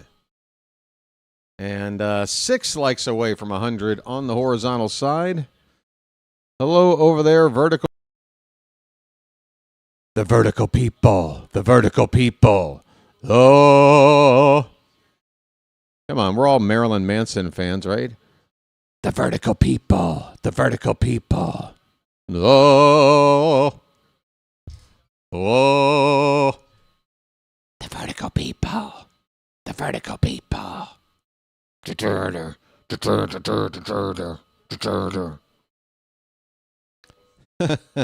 90s. Uh-oh. Hey, folks, we've hit 3,900 subs. It looks like we've gotten there. We have hit 3,900 subs, folks. Baltimore, you are seeing history being made today. Folks.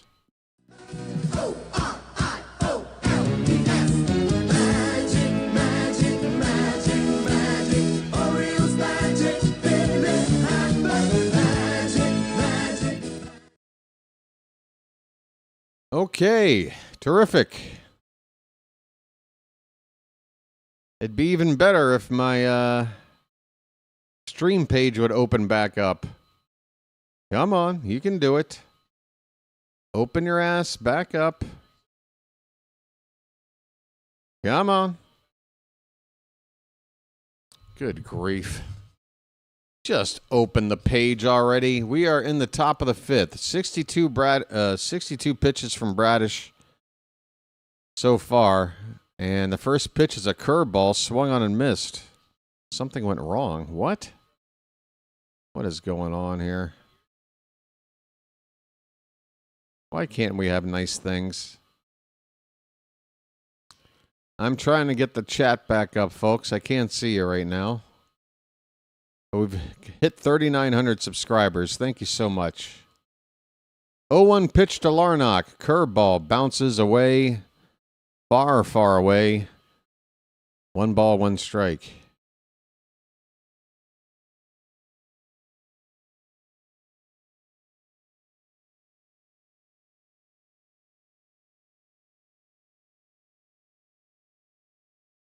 $100 subs away from $4,000. 1-1 is up and away just a bit. 2 balls, 1 strike.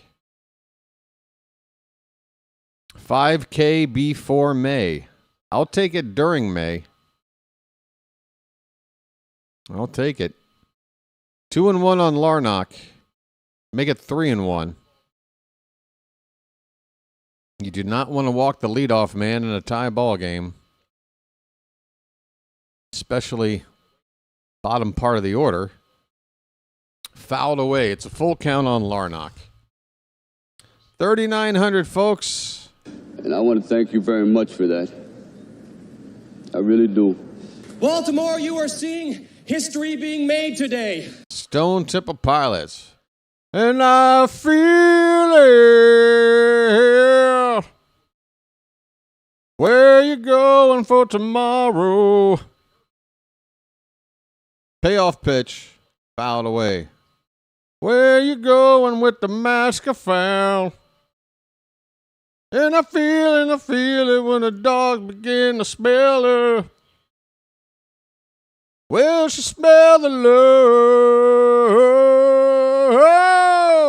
Well, the dog to find her. Got time to wait for tomorrow. To find it, to find it, to find it. Hey, we just walked the leadoff man. We just walked the leadoff man. We don't like that.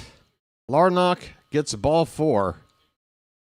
And that'll bring up Royce Lewis. 0 for 1. Popped out in the third. This is pitch number 70 from Bradish. Slider breaks low and away for ball 1.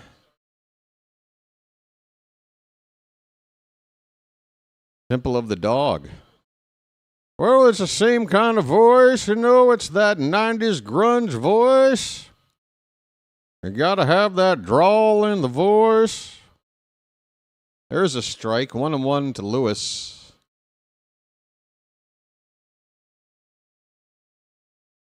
Royce Lewis was the number 1 overall pick back in the 2017 draft. Did you know that? I didn't, but now I do. 1-1 pitch. That one's crushed to left. That's trouble. That ball is gone. Royce Lewis hits a line drive home run into the left field corner stands, and the Twins have taken the lead here in the top of the 5th, 3-1. The Orioles trail for the first time this season. That ball jumping off the bat of Lewis.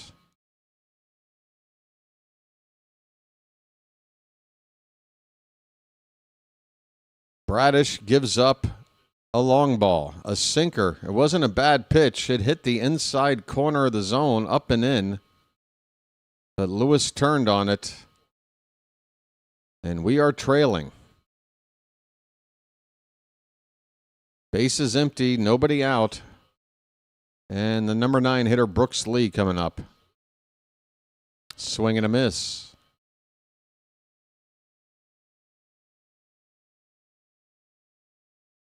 No run support yet, Chilo. No run support yet. Just 4 innings at the plate for the Orioles so far. Bradley's going to be out of the game. He threw some nasty stuff today. We got 5 innings to screw around with their bullpen. Don't give up yet. 1-1 pitch is low. I wonder if they would try to bring Bradley out for a 5th to try to qualify for a win now that they have a lead. I don't think they should. I mean, if I'm them. Yinier Canoa's up for the Orioles now in their bullpen. 2-1 pitch slider fouled away by Lee.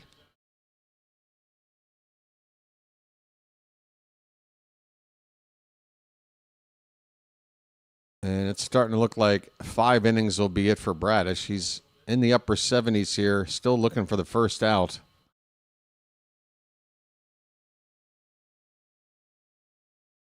This one is fouled off to the right. We have another overreactor in the Charm City chat. Bradish is our best number 2. Oh, no. Oh, no. He's given up 2 hits today. Oh, no. Whatever will we do? This ball's fouled straight back. Still 2-2 on Brooks Lee.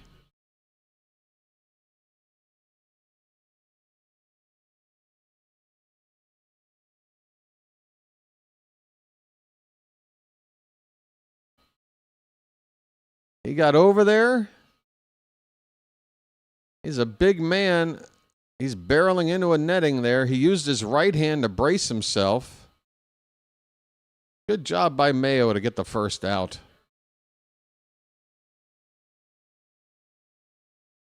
This pitch to Cody Clemens is low for ball 1.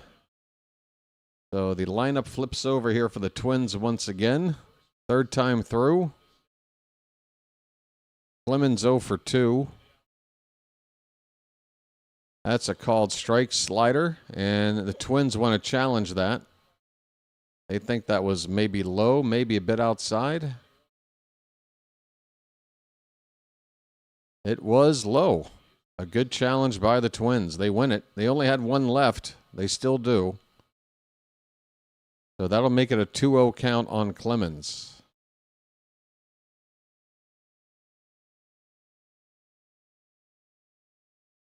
Pitch number 82 of the afternoon from Bradish. Right down the middle with a sinker, 2 balls, 1 strike.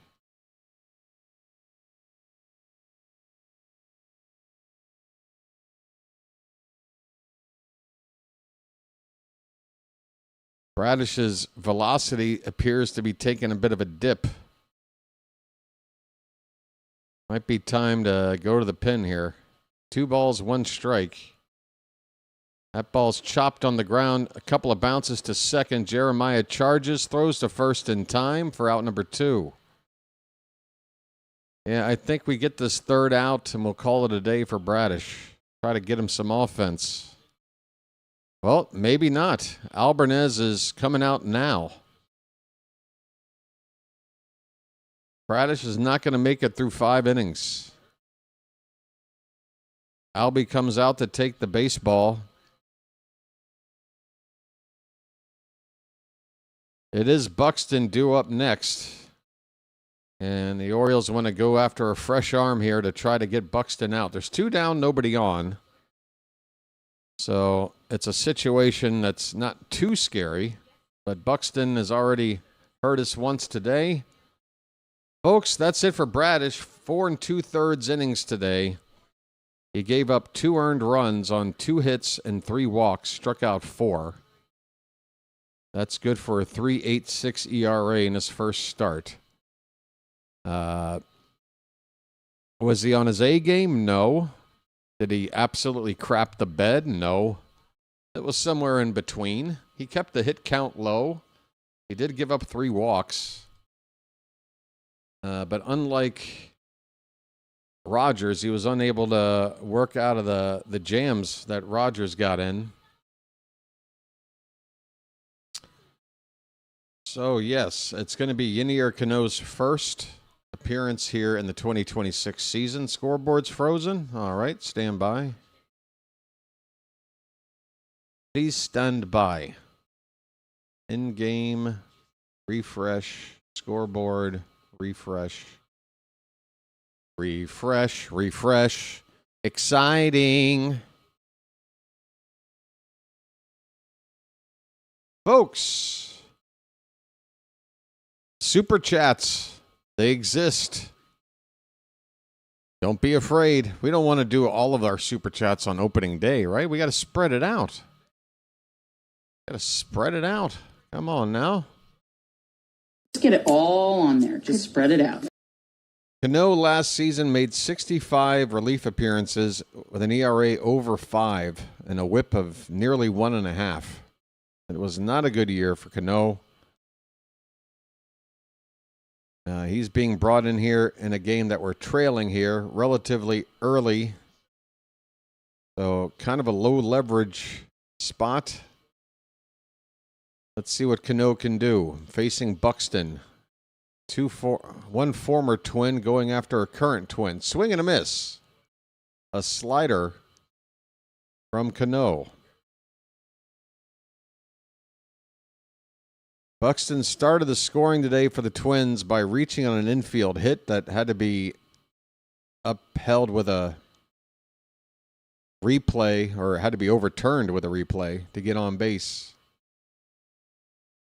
He then tagged and went to second on a fly ball that you hardly ever see anybody tag and get to second on.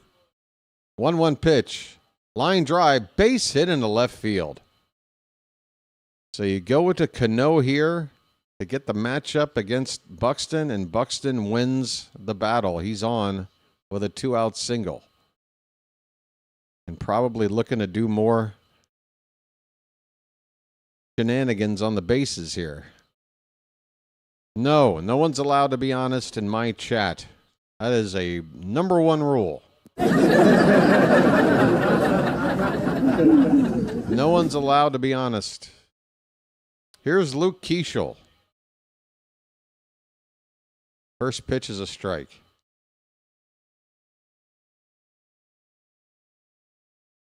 Guys, just a reminder, it's a 162-game season. Here's another reminder. First day of the season, half of the teams in baseball lost. Are they all out of it now?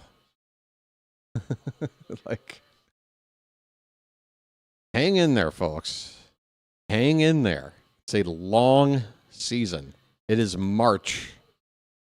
Hang in there.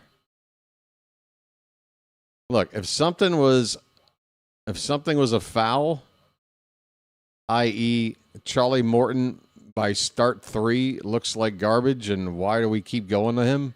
I'll let you know as early as I can that there's something to worry about. And no, I'm not worried about our offense as a full offense. Not quite yet. Historically, pitchers have the advantage over hitters coming out of spring training. Historically, don't they? I feel. Or is it the other way around? Maybe I'm completely wrong. 2-1 pitch. Swing and a miss. All right, we got 2-2 with 2 down on Keeschel. I'm just trying to stay optimistic, folks. We're just getting going here.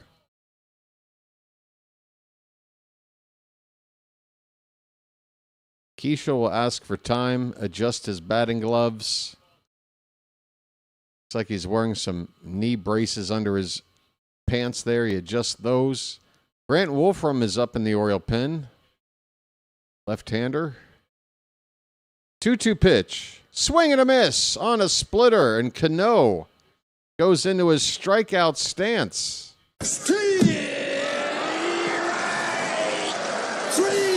Well, y'all come back now, you hear? Well, y'all come back now, you hear? The inning is over, but Bradish has been knocked out relatively early. He gave up 2 runs here in the 5th, and the Twins have taken a 3-1 lead.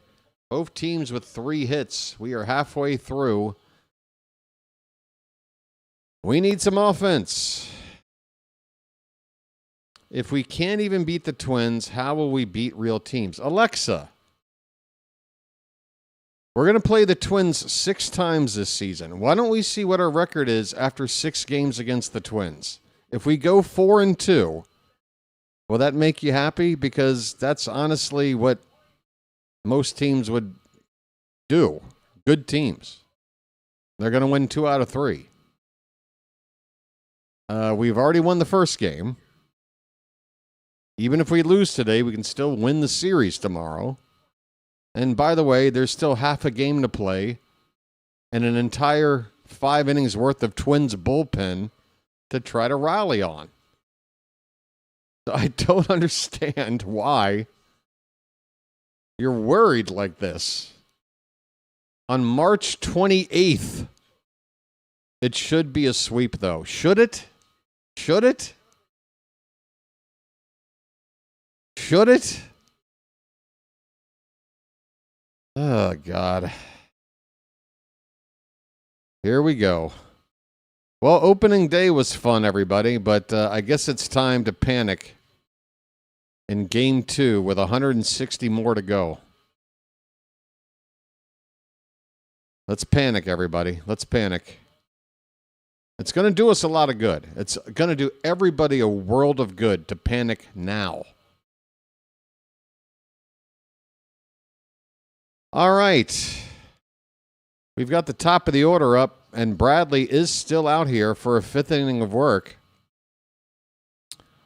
And he's already in the upper 80s on pitch count. I don't know how far. He's probably going to face Ward, and then they're going to bring in a lefty to go after Gunnar. That's what they did with Joe Ryan on opening day. It's 1-1 now on Ward. Taylor?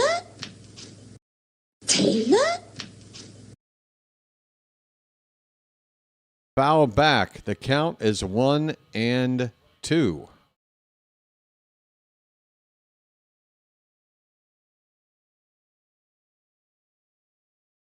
Gunnar on deck. Alonso in the hole. These 3 guys need to get going right now. Pitch. That one's a little bit high. 2-2. Come on, Taylor. Taylor?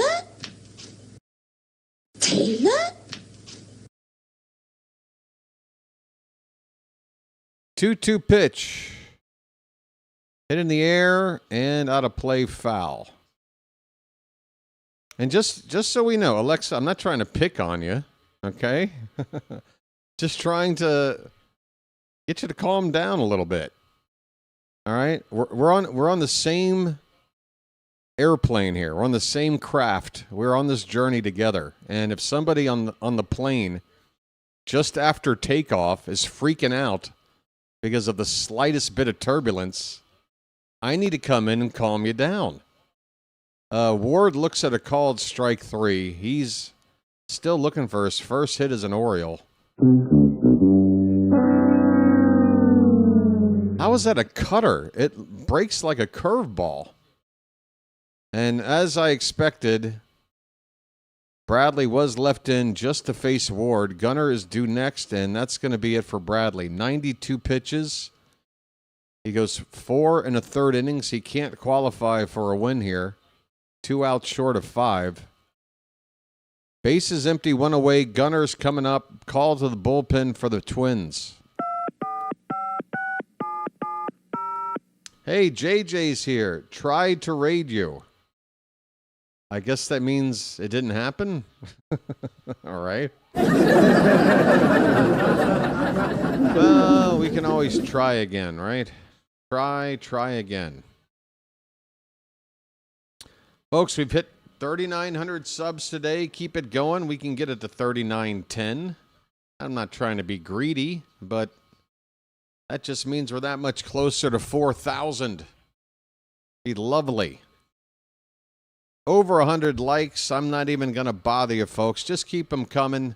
I don't have any goals there. We got over 100. That's fine. We're not going to get anywhere near the 270 from opening day. And I wouldn't expect us to anyway. That's fine.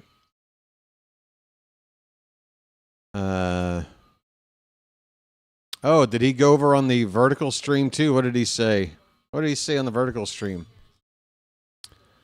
Holy F, the Orioles are worst team in MLB. And then Being an Oriole commentator has to be worst life in existence.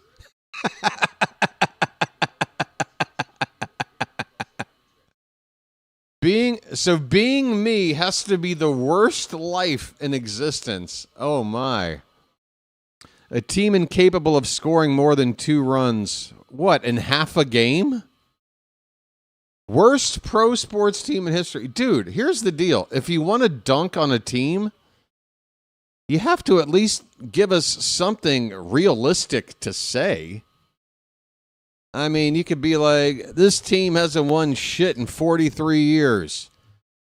This team can't hold on to a player before, they leave for free agency. This team can't find an ace to save their lives. Like there are things you can say. Gunnar Henderson gets hit on the first pitch by Anthony Banda, and Gunnar shoots Banda not 1 but 2 looks. Make it a 3rd look. Gunnar is still staring down Anthony Banda. The Orioles have a runner on with one out. Gunnar is hit by a pitch, and he's not happy about it. It's okay, Gunnar. Hang in there, buddy. Yeah, thanks a lot for your contribution there, Enza. I'm going to miss you, buddy. You are really a treat. Here's Pete Alonso, 1 on, 1 out for the polar bear. A polar bear stirs. First pitch, strike. Oh, I didn't realize my screen had gone wonky with that ad taking up half the space. Sorry, folks. I'll fix it here in a sec. Inside, 1 ball, 1 strike to Alonso. Come on, folks.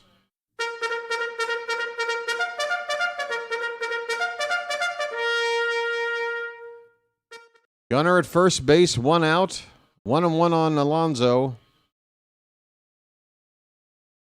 The pitch very high, 2-1 the count. All right, come on. Come on.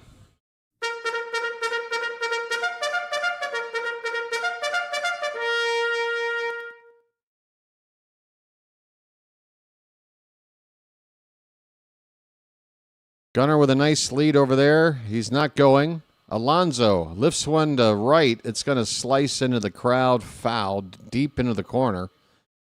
2-2 the count. Anthony Banda was with the Dodgers. They cut him in the winter. I remember this.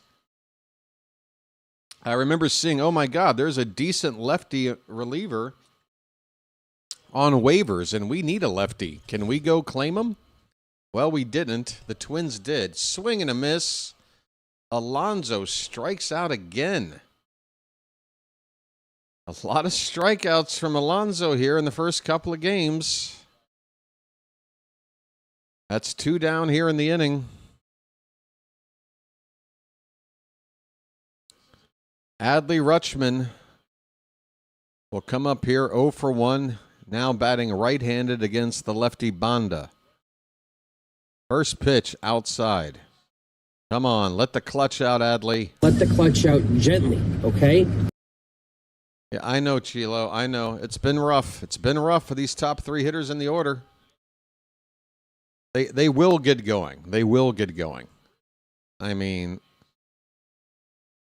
I'm a little worried about Ward. I feel like last year might have been one of those career years, and he's not going to get close to hitting 30 homers or 100 RBI. Maybe he isn't the right guy for the leadoff spot. Holiday's going to be back in less than a week. I don't know if they have thoughts of trying him back in the leadoff spot. But 2-0 on Rutschman. That's high. We got a 3-0 count, folks. Oh, Gunnar stole second base. I totally missed it. Gunnar got up to second base on the previous pitch. So now with 2 down, a base hit could get us within a run. And Rutschman again with a 3-0 count right now.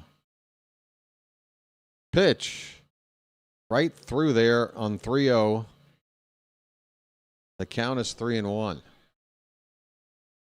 There's a righty up in the Twins pin Orze, O-R-Z-E. 3-1 Adley. High for ball 4. Sammy's coming up. We're going dark. I don't want to see any of this. We're going dark on the info screen. We're going dark, folks.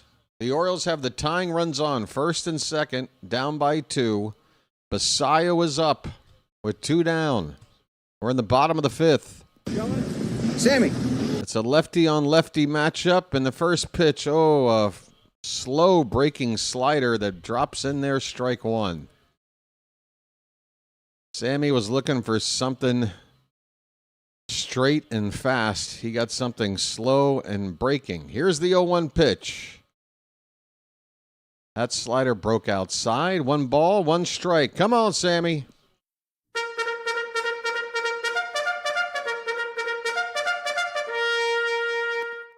Do you trust AI for baseball predictions? You could have left out the 4 baseball predictions part, Alexa, and the answer is just plain no. Swing and a miss, 2 strikes on Basayo. What's there to trust? Have we forgotten that somehow we were able to learn things and gather information before AI? Were we all just wandering around clueless, not able to learn things before AI? I don't understand. Swing and a miss. Basayo strikes out. 2 men left on. No scoring for Baltimore. 7 men left on through 5. Big buck. Stop it all. Folks, I think it's time to call upon the hat. I think it's time, when we're coming up to hit again, to bring out the hat. This has been tough so far. I brought out the hat in a scoreless game on opening day. What happened? We rallied. We won. I put the hat on, I think, in the 6th inning, and we scored 2 in the 7th.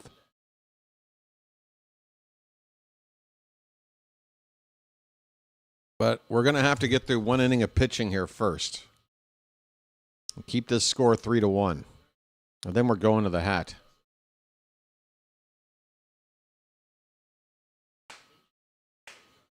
Can be helpful if you search with it, but you have to double check everything. Well, gosh, I like the things that are helpful that you don't have to double check.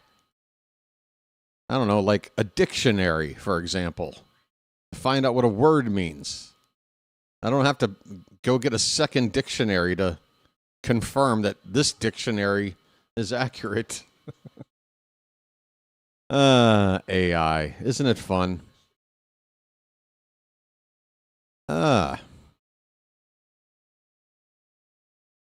Mr. Fred is wearing his underwear on his head for a comeback. All right. You got your Raleigh underwear on? Very nice. I'd ask boxers or briefs, but I'm not sure if I want to know the answer. Oh, we can go back to the in-game info. Get that back up here for you. All right. Where are we at? Top of the 6th? Top of the 6th.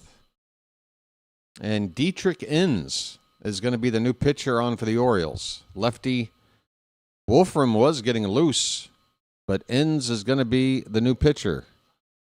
24 appearances last year, ERA a little over 4. Inns did not look too sharp in the spring. Hopefully that won't carry over here. He's facing the lefty Matt Wallner, which is probably the toughest lefty bat in this lineup. So the right time to bring in a lefty. But Inns falls behind 1-0. Here's a called strike on a check swing. My point was that people are using it as if it's an encyclopedia and not as if it's a tool. Yeah. Yeah, and my point is, if you got to double check anything, well, why bother using it? Swing and a miss. 1-2. And my overall point, again, being Did we somehow figure out ways to obtain knowledge before AI? Like, it was just like 2 or 3 years ago. Have we all forgotten? Just weird. It's weird how people just let technology just, sort of dictate their life choices when they don't really need to. You can very much not use it and be perfectly fine. Or you can be like me and just ask somebody to Photoshop you in some old photos. That's my AI use. Just laughing at me being Photoshopped into various situations. We got a count of 2 balls and 2 strikes. We're in the top of the 6th. Matt Wallner at the plate. Ends on the mound. The 2-2 is outside, a sweeper, swept off the plate. Full count. After Wallner, it'll be Bell and Jeffers. Payoff pitch. Popped up. Center field, Cowser, long run in. Coming into left field, Cowser with a long sprint. He makes the catch. 1 down. Folks, it's still just the 6th inning. We're down by 2. I admit there hasn't been a whole lot to get happy about. This offense has scored just 3 runs now through a game and a half. Josh Bell looks at a called strike. Bell now hitting right-handed against Inns. He is 0 for 2, but he does have an RBI. Sac fly. That one's crushed. Left field. Going back, though, is Ward. He's got it. Well in front of the track. Boy, I thought off the bat that ball was going to go farther. Luckily, it did not. Bell lines out to medium, deep left field, we'll call it, for the 2nd out. We're up to 120 likes. Thanks, folks. Thank you so much for supporting the channel. The likes really do help. Keep them coming. Here's Ryan Jeffers. That pitch is low for ball 1. Change up from Inns.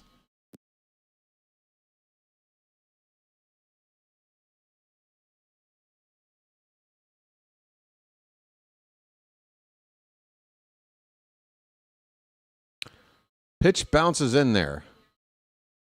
2-0 the count. We got 142 people here on the horizontal side. Good stuff. Looks like about 25 or so on the vertical side. 2-0 pitch. Hit on the ground to short. Diving stop by Gunner. He pops up. Throws in time. Gunner. He stops, pops, throws him out. Nice play for Gunner. Besides that, it's on the reflexes. And that'll end the inning. We go to the bottom of the 6th. The Twins lead at 3-1. All right, folks, we need offense. I know we need offense. Folks, I told you to hang in there. It's time, okay? You've been patient. Just let the hat do its thing.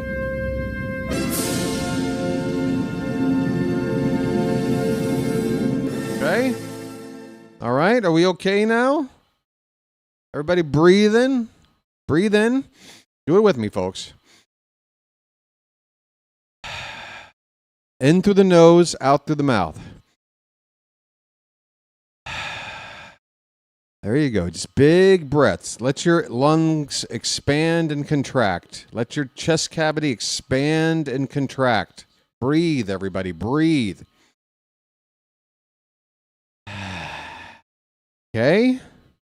Do you believe in me? Now let's go out there and kick some frickin' ass.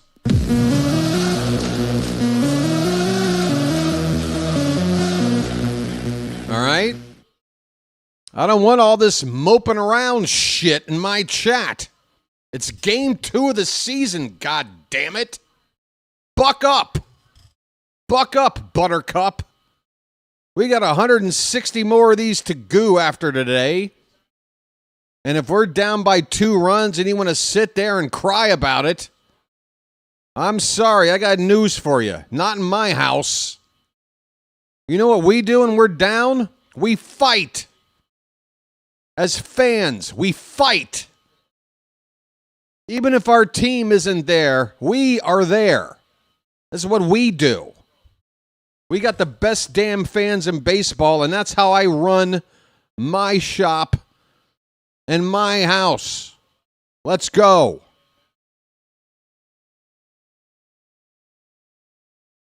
Have to rally these people together. Cody Funderburk, a lefty's on for the Twins. I'm lighting up a lucky. Let's frickin' go. Tyler O'Neill, the Orioles are going to make a switch to counter the move. O'Neill's going to pinch hit for Beavers. So a righty against the lefty.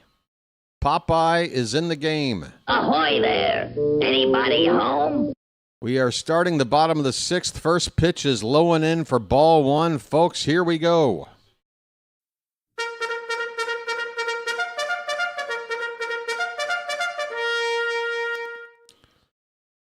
One-oh pitch is fouled away. 1 ball, 1 strike. A cutter from Funderburk. Is the crown still available? There is. I think I've got about 3 of them lying around the apartment at this point, but they're all probably banged up. 1-1 pitch. Fouled back. So that lets you know how many times I've had Burger King in the past 6 months. 3.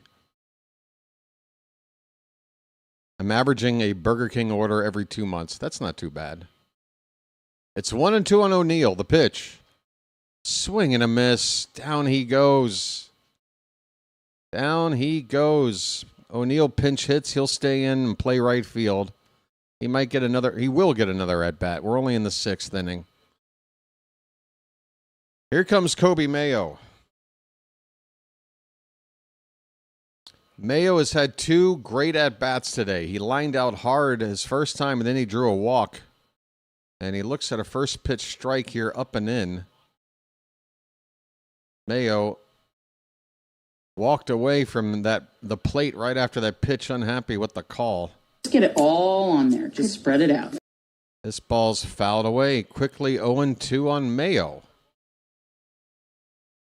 Charm City Chat.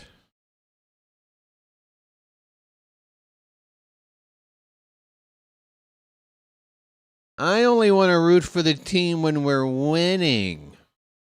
Ugh. Ugh.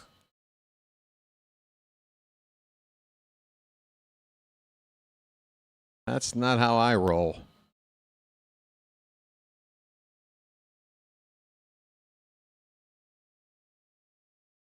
Folks, if you want to put so much into a particular game, especially this NFL is a sport for you. 17 games.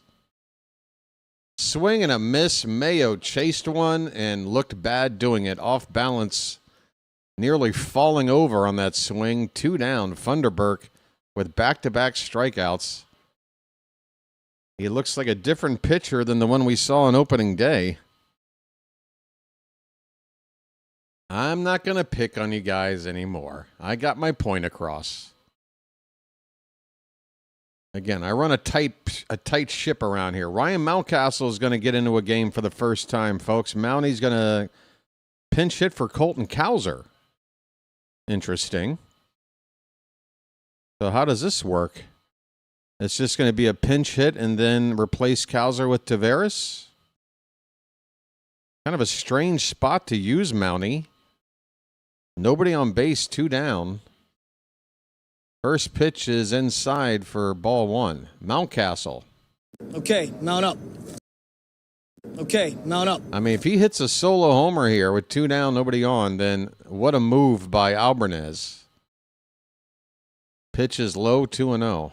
Otherwise, if we're only using him just to get one chance to swing a bat and then replace him with Tavares with 3 more innings to go. I don't know about this. That ball's lined away. 2-1 on Mountie. So far, I can't argue with any decisions Craig Albanese has made. In fact, there's a couple of decisions he made that I feel really helped the Orioles take that first game. Particularly sticking with Trevor Rogers in the 7th inning after giving up that leadoff walk. Mountcastle hits it into center field. It's going to drop in for a 2-out single. If this turns into a 2-out rally, then Albanese is a genius. Okay, mount up.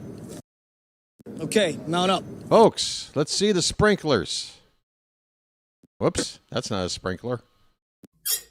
All right, so Mountie's going to get replaced by Tavares now. That makes sense. If Tavares is going to stay in, they may as well pinch run here. We got speed. With 2 down, how about Tavares steal a bag and get himself in a scoring position so we can knock him in with a base hit? Jeremiah's coming up. Folks, the gears are turning. We need a rally. Jeremiah was the bullfrog. First pitch to Jackson is inside for ball 1. Come on, folks.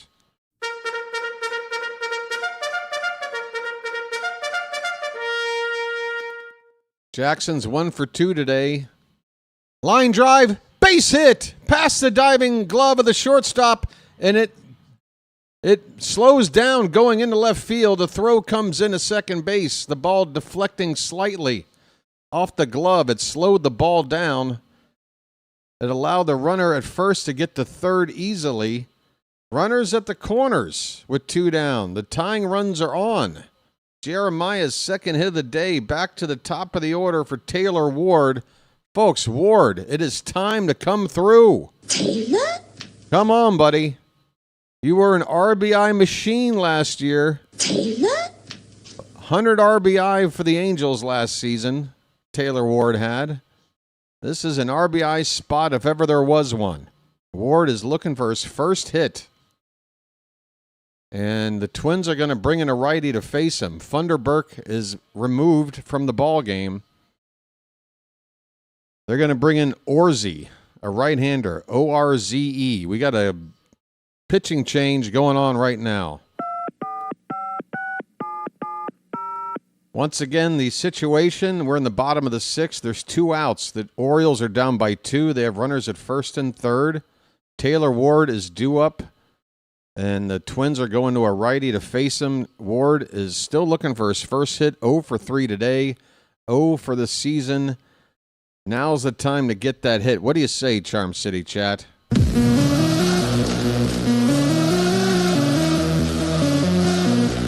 Oh, is he back? Wow. Got nothing better to do? All right. And, of course, he does this as games are on because, you know. Yeah, it's all about you, dude. It's all about you. Stand by. Stand by, folks.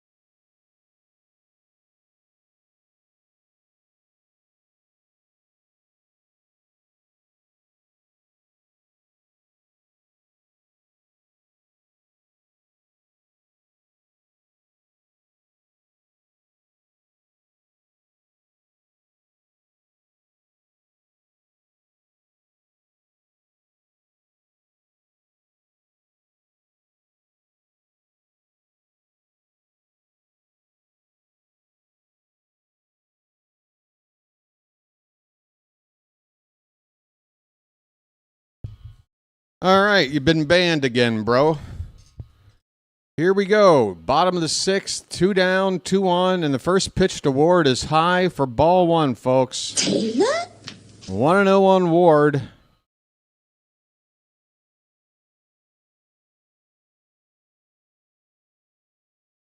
The pitch, that's low. 2 balls and no strikes. Come on, Charm City.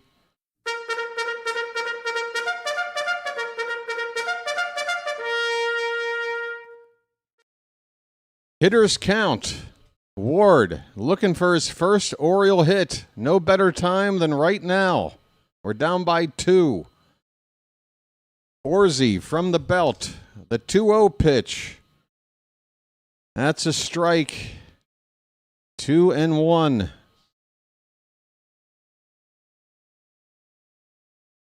The 2-1. That's high, ball 3. 3 balls and a strike. Come on, folks.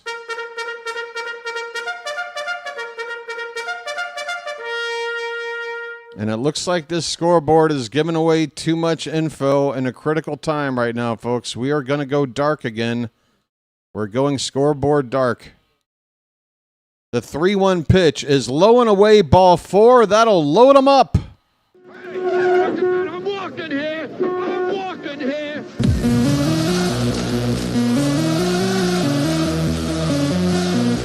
Folks, Gunnar Henderson does not have a hit yet on the season. He's coming up right now with the bases loaded and 2 down. His name's Gunnar, and he's dating my mom. Come on, Gunnar.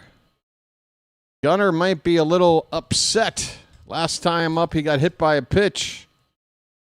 He stole a base to take his anger out. Now he's got a chance to really make the Twins hurt. There is a meeting on the mound with the Twins, the infield. There are 7 guys huddled together on the mound right now.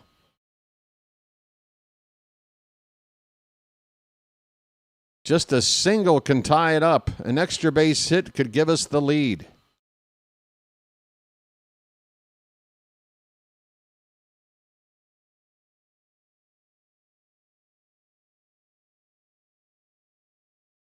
Gunnar is just waiting, just staring out into the field, waiting for his chance to swing a bat. All right, he's stepping into the box. Here we go, folks. 2 down in the bottom of the 6th. The Orioles down by 2. Bases loaded. Gunnar at the plate. Orzie. First pitch. Breaking ball. Left high. A splitter. 1-0 on Gunnar.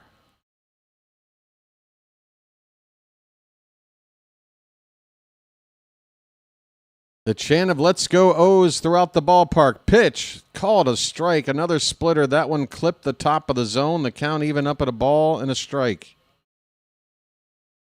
Keep that bugle going.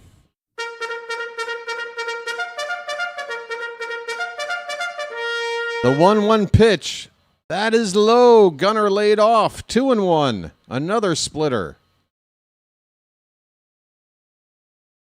3 straight splitters from Orzie. What's he got next? Can he get a straight pitch? The 2-1. Swing and a miss. Another splitter. The count is 2-2. 2 down, bases loaded. Come on, Gunnar. We need you, buddy. The 2-2. Outside, full count. Nowhere to put him. Oh, my God.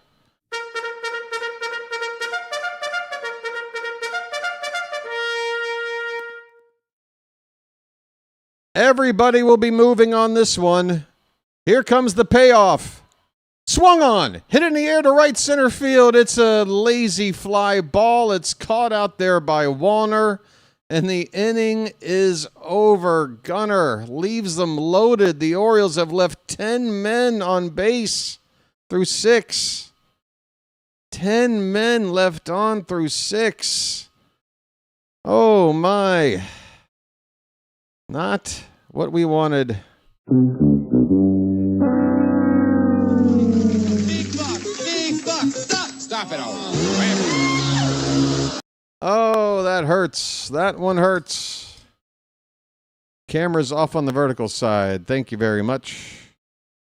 I don't know if I want to be seen right now. Oh, my, folks. So many chances. 10 men left on. Bases loaded for Gunner, who's still hitless. Very, very rough. Annie. Annie's here with a super chat. How you doing, Annie? The tension mounts. Yes, it mounted and it petered out for now, unfortunately. But thank you, Annie, for your super chat. Thank you for your continued support of the channel. It means a lot for me and for everybody here, folks.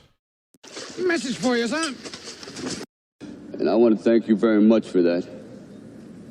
I really do. Oh, my. What can you do? What can you do? It's been a frustrating day for the offense here. Nothing I can say. Just hoping we can figure it out. We still got a few more trips to the plate. Bloop and a blast is all we're down. A bloop and a blast.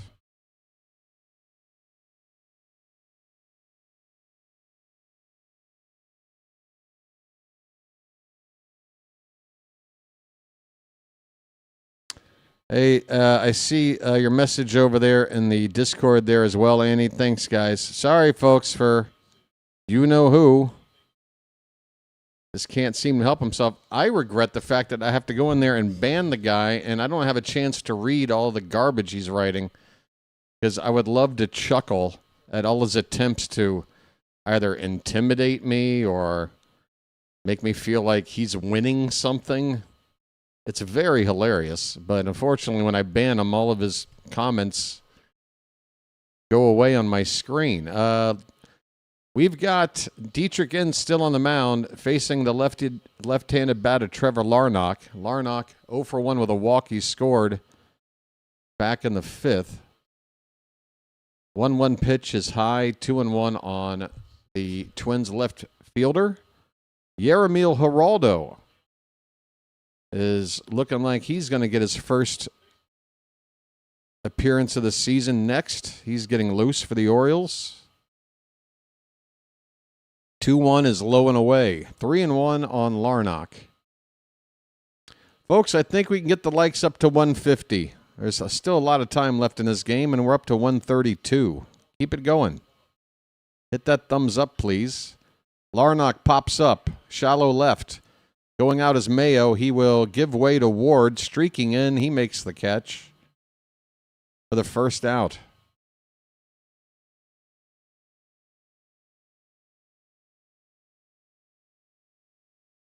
Gunner slammed his bat down in frustration, and then in the dugout was slamming more stuff. Gunner is an angry guy. I just hope that that intensity can be channeled in a positive way and not negatively impact his ability to focus and, you know, go up there and hit the baseball like we want him to. Like, I don't know if that mentality is helping him. I love the intensity. I love the passion.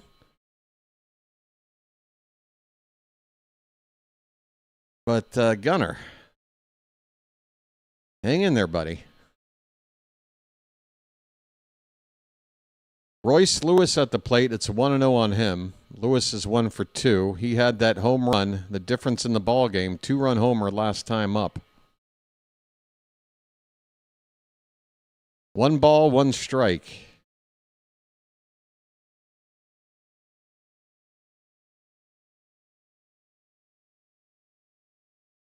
Pitch. Swing and a miss. Good changeup from Inns.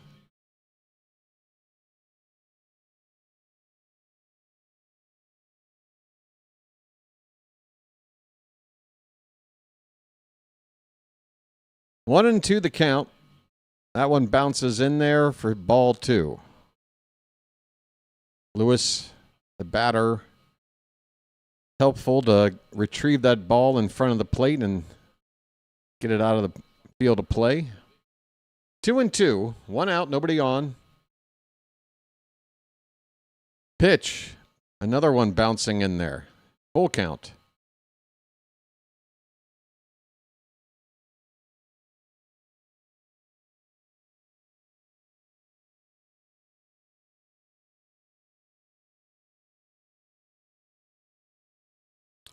That pitch is in the dirt, and Enns has walked Royce Lewis. A 1-out free pass to the number 8 hitter in the order. Oh, I see you guys made some conversation bubbles for that Shane Baz press conference with the Oriole players there. What does it say? Phantom made one. This MF making the same as me in 3 less years? That's what Sammy's saying. And Kobe's saying, I wonder how long it would take for them. I wonder how long it would take to learn to pitch. Oh, Mayo is contemplating whether or not pitching is a better path for a career in baseball. Brooks Lee, that pitch is called a strike. They should challenge that. That looked very low. That looked very low, like 2 lengths of the baseball low, but no challenge. Okay, 0-1. Maybe I didn't see it. That one's lower, and that one's a ball. 1-1 the count on Brooks Lee, 0 for 2.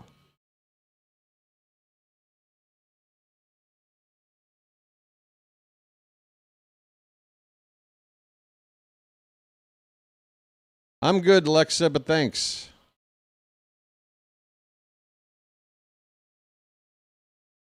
1-2 the count, still on Lee. On that last pitch, it was fouled away, and Lewis was off trying to steal. He'll go back to first base. Justin Topa, who we saw on opening day, a right-hand reliever for the Twins, is up in their bullpen. 1 out, runner at first, 0-2, or 1-2, the count on Lee, and that one's low, 2-2.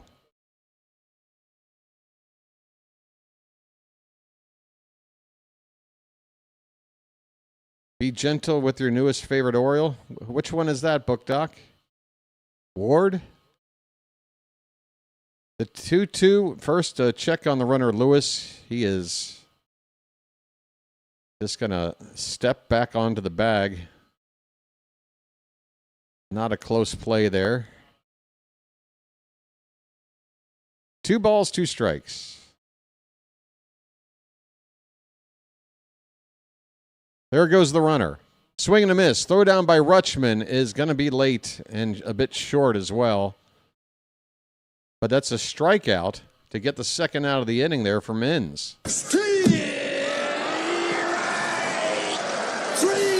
Well, y'all come back now, you hear? Well, y'all come back now, you hear? So Lee strikes out. Lewis gets in a scoring position. There's 2 down in the inning. Back to the top of the order for Cody Clemens. He's 0 for 3. Gunna?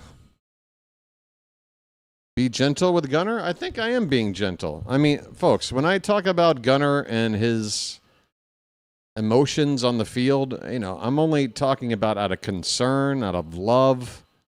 And again, I said it. I appreciate the passion. It's nice to see that he cares. 1-0 pitch, swing and a miss, 1-1 on Clemens. But, there gets to a point where, you get a little too mad, and you might start to affect, your next chance to help out the team. That pitch is low. It's 2-1. Ocean waves, folks. Ocean waves. You got to ride that wave. Sometimes it gets a little choppy out there. Swing and a miss. 2-2 on Clemens.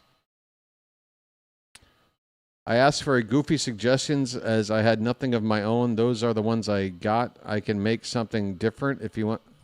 Phantom, what are you talking about? You'll have to tell me what you're talking about. I'm spacing out. Here's a line drive over the glove of shortstop into center field. Here comes the runner home. Throw from Taveras is cut off. The Twins have added another run. A 2-out RBI single by Clemens makes it 4-1 Minnesota.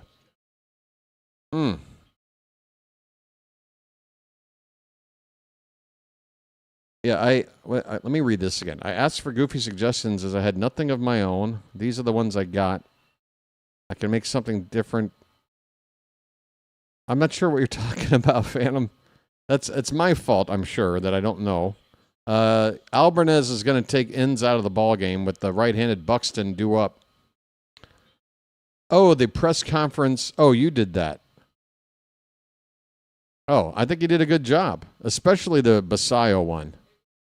That was good. We've got a pitching change. Dietrich Enns is going to leave. I think Yermil Geraldo is coming out now to face Buxton. Twins now lead it 4-1. And we are not at the stage of the game where we can really afford to be falling behind farther.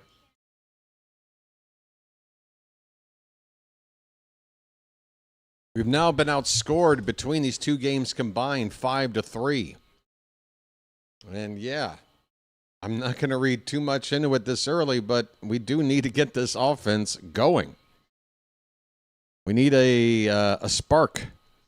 We need a spark. Where is it going to come from? It's that top of the order, man. The top of the order has just been really bad. One hit now between these three guys through two games. 1 for 20. 1 for 20 from the top three guys in the order. You can't put up runs when that happens.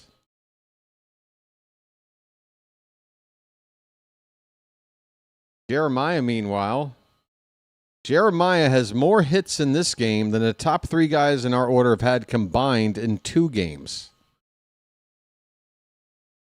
That's all you need to know.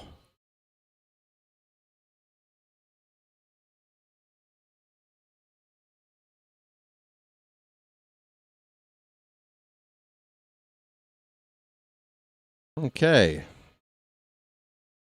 More talk about him again. Huh, Alexa? Yep. That's our buddy that we can just as easily stop talking about and move on. We dealt with it about 20 minutes ago now. He's not the focus of the stream. Okay. Here's Byron Buxton. He's 2 for 3 already. Geraldo in, and the first pitch is swung on a miss, a slider.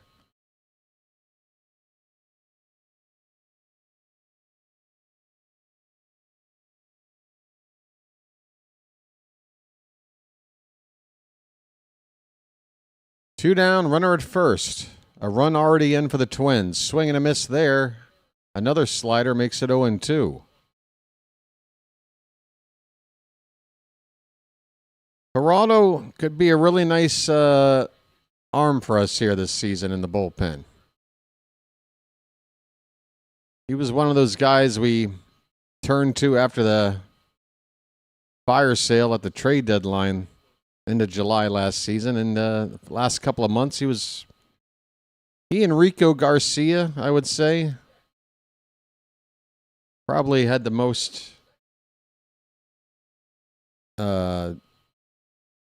they kind of made the most of that situation, getting a chance.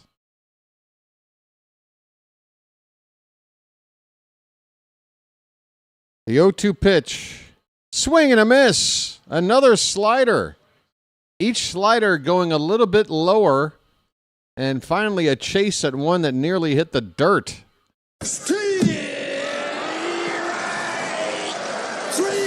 Well, y'all come back now, you hear? Well, y'all come back now, you hear? Well, y'all come back now, you hear? I hear you, Alexa, and I'm going to go ahead and let you in on a little secret. Based on his behavior for the last 7 months, he may very likely try to do that to you again. I don't know what to tell you about it, but talking about it isn't going to change what he's doing.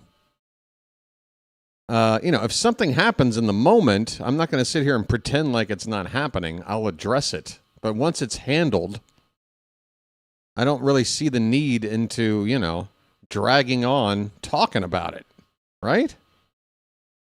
Just if you see him pop up in your Discord, you just ignore him or ban him. If you ban him and he's coming back, report him. I don't know. I don't know what to tell you.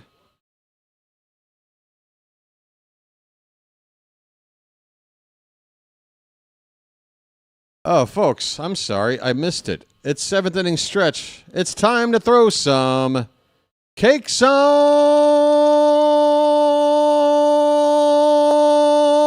the griddle.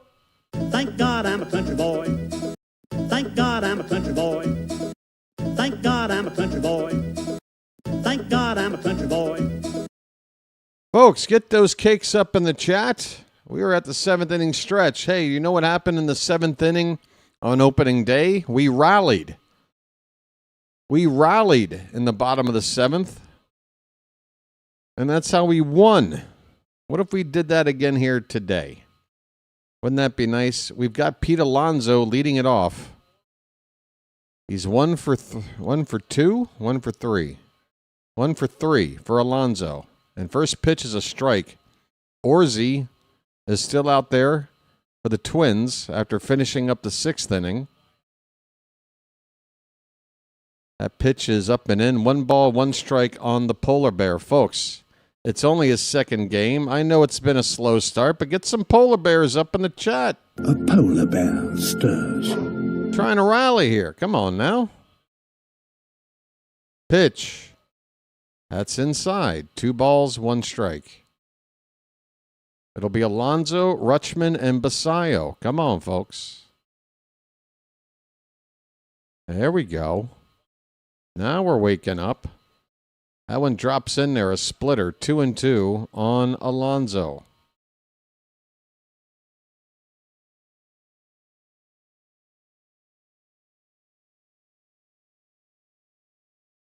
We're in the bottom of the seventh. The Orioles are down by 3. The 2-2 pitch. That one's lifted high in the air, down the left field line. It's going to hook into the crowd. No, it's not. It's not. It's barely into foul ground. It's going to be caught out there in left field by the new left fielder, James Outman, who has replaced Trevor Larnach out there. It seemed off the bat that that ball was going to just keep hooking into the crowd. Maybe the wind kind of held it up. 1 away. Here's Adley Rutschman. Come on, Adley. Let the clutch out gently, okay? He looks at a strike. Well, look at this. We've got a fancy graphic that is showing the wind kind of swirling around out there. Adley with a ground ball to second base. Keishel to first, and he's gone. Well, this is not the seventh inning rally we were hoping for. Got the 3-4 batters retired pretty easily here.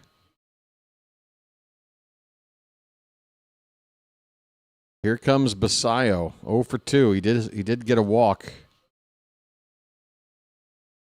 Come on, Sammy. Somebody's got to wake this team up. First pitch is a ball. Sammy. Sammy.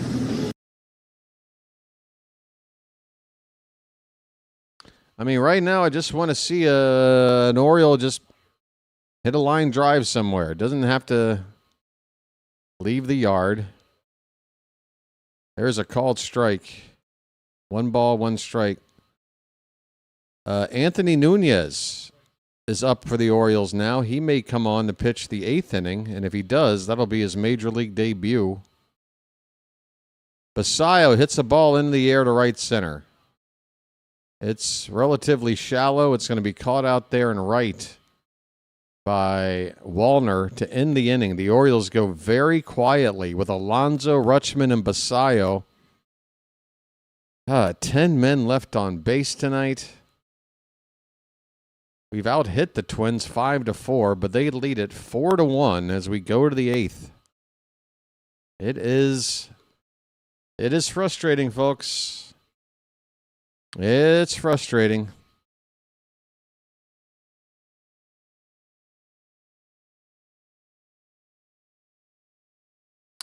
Alexa, what I don't understand is how he's doing that to you specifically and not anybody else. And that kind of makes me question whether or not what you're saying is legit. Because we all have Discord accounts. He's already hit me up before. He's not bombarding me. Why is he only bombarding you, Alexa? Have you hit the ban button on him, or have you done anything other than just ignore? Like, what are you doing to? I have problems with this, Alexa. Again, you still want to talk about him. I've mentioned to you several times already that you bringing him up so much kind of makes me feel like it's just another version of him pretending to be a victim of him, maybe to convince other people that he's such a problem that hanging out here is not worth it because you get harassed all the time. I'm a little bit suspicious. Yeah, why isn't he bothering anyone else but you, Alexa? He was brought over in the trade at the deadline from the Mets. We sent Ced Mullins to Queens to get this guy, and with a couple of other guys. First pitch is a strike, as Nunez will face the 3-4-5 hitters in the Twins lineup. Luke Keeschel takes strike one.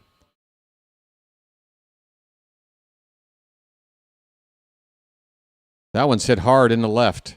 Ward backed up a foot and then said, wait a minute, I don't have to move at all. This ball's hit right to me. Line drive out to left, caught by Ward for out number one. Keeschel retired. Here is Matt Wallner, 0 for 2.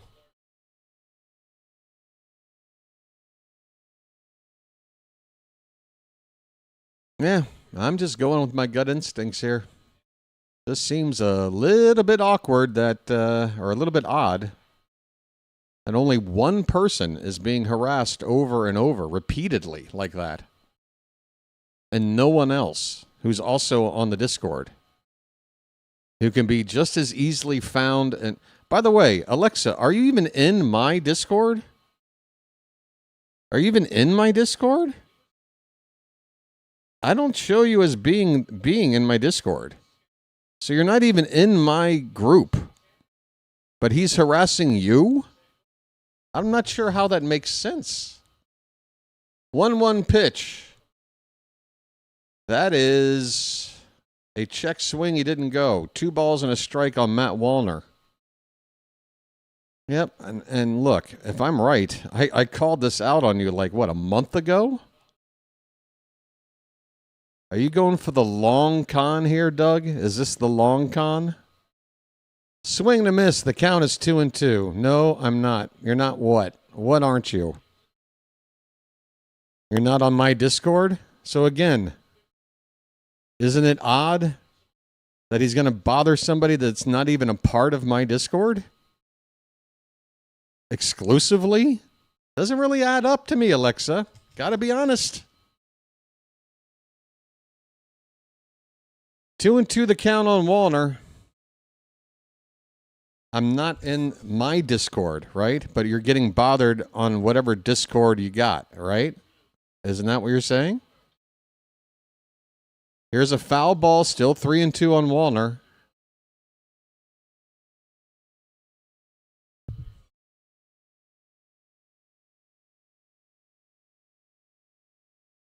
He found you somehow.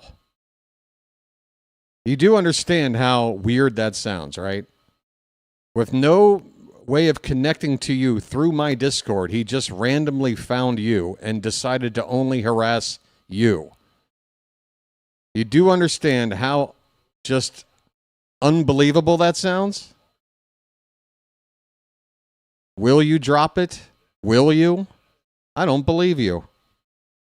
We just struck out Matt Wallner. He found your Discord. Just him. Nobody else. Just him. Okay, sure. Well, y'all come back now, you hear? Here's a ground ball by Josh Bell, picked by Alonso along the first baseline. He'll hit Nunez covering the bag, and that will end the inning. First inning of work in the bigs for Nunez is a 1-2-3 inning. Good work. We go to the bottom of the 8th. The Twins still lead this one. The Orioles down by 3. It's 4-1. Get rid of the drama. Oh, but Matthew, have you been watching this game so far today? We need a little bit of drama, don't we? Why not pepper in a little bit of drama? Please flush. It's taking away from the game. I don't know. I feel like the way this game's going right now, I'm kind of getting my little side entertainment here. And look, it's early in the season. This is a big moment. This is me finally making a call on Alexa. All right, I'm just working it out. We got a commercial break. Okay. We'll see. We'll just call it a final chance, okay? Because according to Alexa, done talking about him. We'll see. We will see.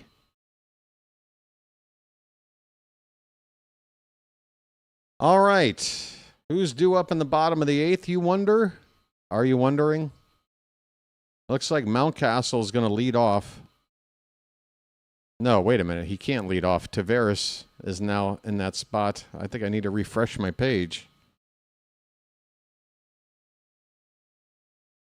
Who's up? Tyler O'Neill. Okay, that sounds better. Tyler O'Neill, Kobe Mayo, and then Leody Tavares are due up here in the bottom of the eighth. Folks, Popeye needs to get a rally started. Ahoy there! Anybody home? 10 men left on base by the Orioles. That's been the story of the game. And that was 2 innings ago that we were at 10 left on. We're now into the eighth. Justin Topa. We saw him on opening day.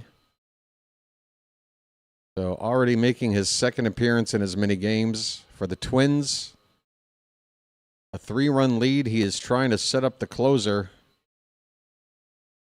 Who is the Twins closer? They still have, is it Duran? Who do they have? Here's Tyler O'Neill. Righty on righty. First pitch is taken for a strike, a sinker, bottom of the zone. Ahoy there! Anybody home?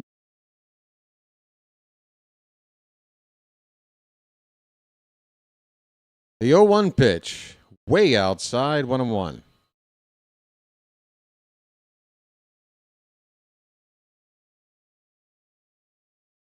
I love being a detective. I love figuring out other people trying to screw with me. It's so fun. Here's a comebacker right to the pitcher. He will underhand it to first. And O'Neill is retired. Folks, we are running out of outs. What's the Popeye joke with O'Neill? I don't know. He's got giant, like, forearms. A bald head.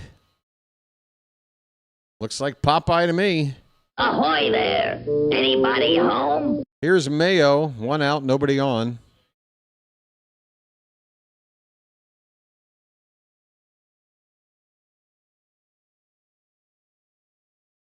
Mayo is 0 for 2.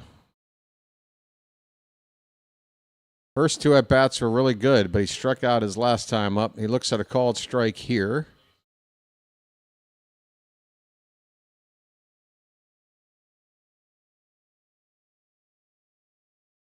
0-1. That's in there, strike 2. I tell you what, if the Orioles do finish with a score like this, hopefully, I mean, game 1 ended with a celebration, shoving Albanez into a laundry cart and getting him doused in the shower to celebrate his first win as manager. It was a very positive day for the team, but we didn't have a lot of offense. It took some good base running, some good pitching to pull that one out. And now today, you're looking at 1 run on the board. You're not facing their number 1 pitcher today. You got their second guy. He got him out of the game after 4 innings. We've had 5 innings to go after this bullpen to do something, and we can't do anything. It's something that needs to be talked about. Here's a ground ball to second by Mayo. There's your second out. Keishel. 4-3 put out, 2 away in the bottom of the 8th. It's just too easy right now.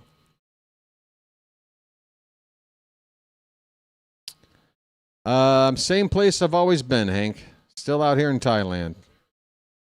Leody Taveras will get his first plate appearance as a Baltimore Oriole right now after he came in to replace Cowser in center field. He takes the first pitch inside. 2 down, nobody on. Yeah, we got to talk about not cashing in. Yeah, I would hope Albanese is going to get the team together after this game. There's no reason he shouldn't with the start time of this. You know, a late afternoon start. I'd say let's have a little powwow session and talk about some things here before tomorrow's game. Taveras, 1-1 pitch. Hit in the air. Left side, long run, and that ball is going to get 2 rows into the stands.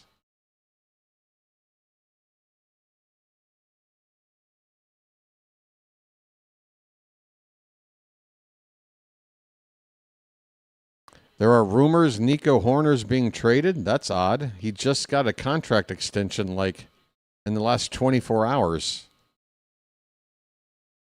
How often does somebody sign a large contract extension only to be put on the trade block the next day? That doesn't even make sense. It's 2-2 on Taveras. But what do I know?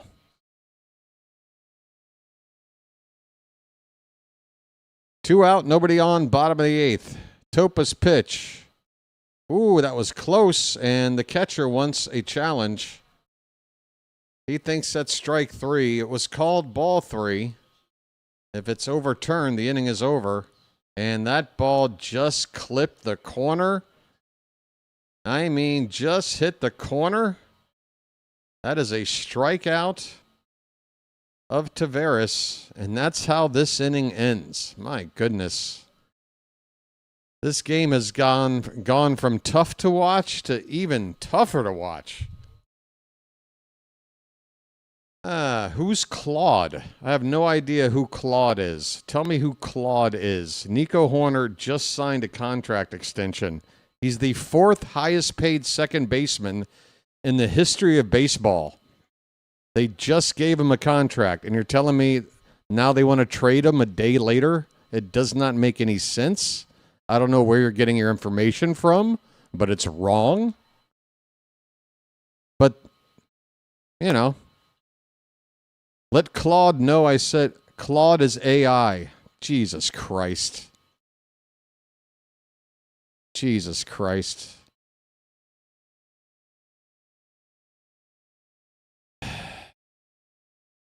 I'm taking a break. Taking a break. Hey, folks, you don't need me, a human being, to help you out following baseball. Just go to your AI. Let AI guide you through the sport of baseball, okay? Please, just go embrace some AI. You don't need a human being. Jesus Christ.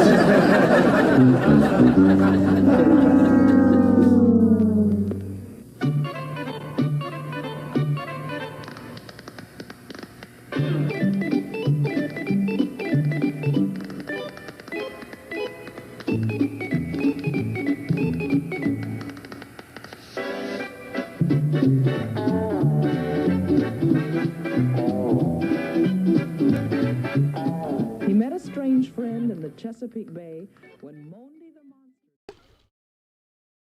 Monster... This is great iced tea. I'm up all night to get lucky. I'm up all night to get lucky. Claude.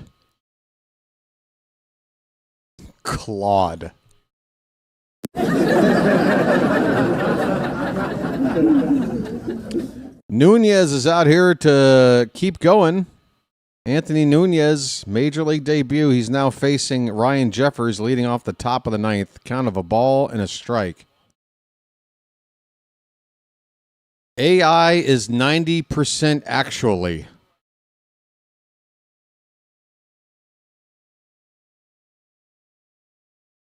What is your point? 98%. Okay. 98% accurate. All right, so it's slightly better than a weatherman? Who gives a shit? What does that mean? Yeah, condoms work 99% of the time. So what? Oh, God. I think I'm done. I am this close to just saying, you know what? It was nice while it lasted. It was nice. I have to get my stream back up. Sorry, folks. I'm going to miss this first batter of the inning. Or second batter? Where are we? I have no idea where we are. I think James Outman is up now. Wait, now we're getting messages deleted by Janet. Janet is fed up.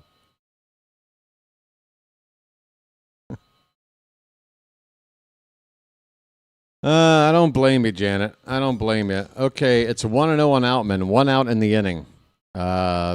Jeffers was retired. Outman with a pop-up. Shallow left. Gunner's going out and waves everybody off. He makes the catch. 2 down in the inning. Jeffers had struck out, so that's a strikeout for Nunez, his second. And he's now gone an inning and 2/3 without giving up a base runner. 5 batters, 5 outs for Nunez in his major league debut. Here's Royce Lewis. Look at that breaking ball in there for a strike. Good-looking stuff here from Anthony Nunez. If we need to find a positive takeaway from today, this might be it. That pitch is low, 1-1.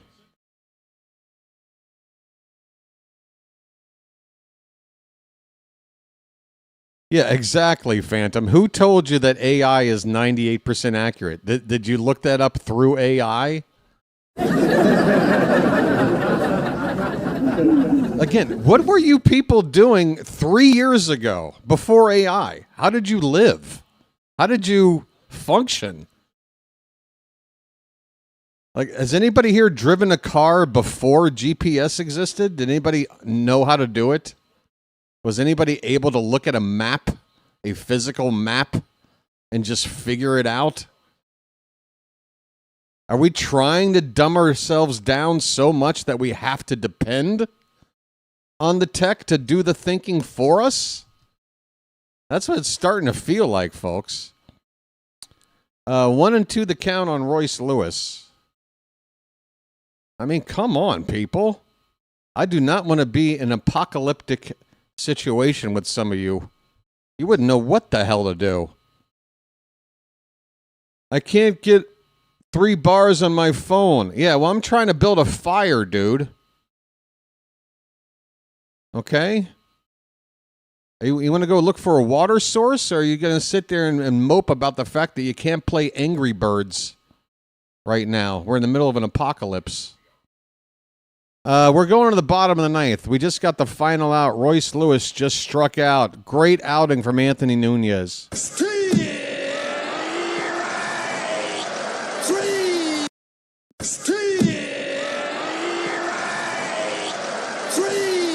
Anthony Nunez goes 2 innings, throws just 22 pitches, does not give up a base runner, strikes out 3. Great. We gave him the final spot on this roster, and he's made the most of it. He's made the most of it. The bullpen outside of Dietrich Inns has been great so far today. And, yeah, that doesn't surprise me. For me, Inns is the weakest link in this pen right now. But we kind of need him because we have only one other left-handed option at the moment. So the Orioles are going to have to make a decision once the likes of Kittredge and Aiken are available again. A couple of these guys currently are going to have to make way. And I think Inns, once we get Aiken back, might need to be one of those guys. We're going to the bottom of the 9th, folks. It's the last chance for the Orioles. It's been a rough game to watch. Just the one run way back in the second inning. We had a lead through the first 3 innings. Twins tied it up in the 4th and took the lead in the 5th, and we've been behind ever since. The Orioles had 5 hits in the win on Thursday. They have 5 here today. That's just not enough. You need twice as many hits. You want 10 hits. You want to get to double digits if you can. If you get up to 8 or 9, that can work. But, man, 5 hits, it's not easy to win games. Even though we've got one more hit than the Twins. Jeremiah Jackson fouls the first pitch back, and Cole Sands is the closer now for the Twins. Cole Sands, right-hander. Jeremiah, and then the top of the order for the Orioles. Swing and a miss, it's 0-2. Curveball breaking sharply by Sands. Of the 5 hits the Orioles have today, Jeremiah has 2 of them, and he's driven in the only run. He lays off this one, low and away, 1 ball, 2 strikes.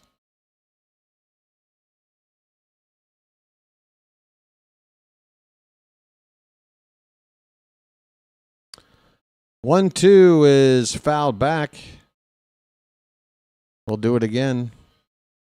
So Ward will follow. Gunnar will definitely get one more chance to bat. If anybody can get on base, Pete Alonso will come up. But we need 2 guys to get on to get the tying run up.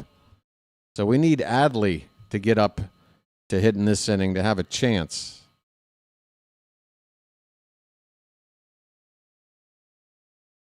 The odds of a comeback hinge heavily on getting the leadoff man on. Here's the 1-2. Swing and a miss. Lunging at a curveball that broke a foot off the plate. And Jeremiah strikes out. We're down to 2 more outs, and it's looking pretty bleak, folks. We got the best bats here to come here, top of the order, but they haven't done anything in 2 games. We're talking a combined 1 for 21 between these 3 guys. Ward looks at a pitch up, and a check swing says he didn't go. Ward is 0 for 3. Taylor? He did get on base with a walk back in the 6th inning. He lays off 1 outside, 1 ball, and 1 strike.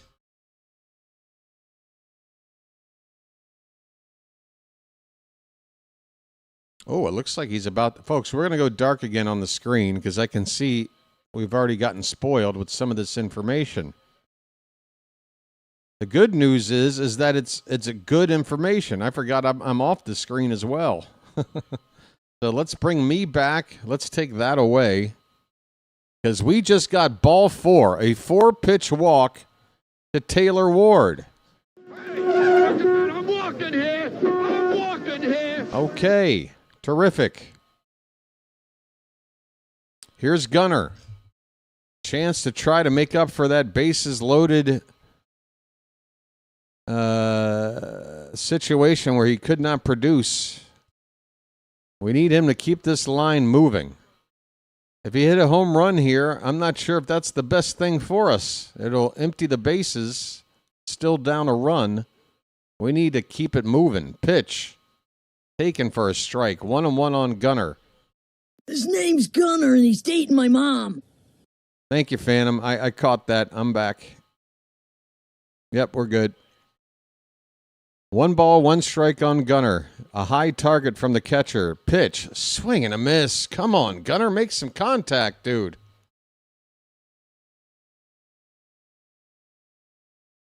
Come on. 2 strikes on Gunnar, 1 out, runner at first.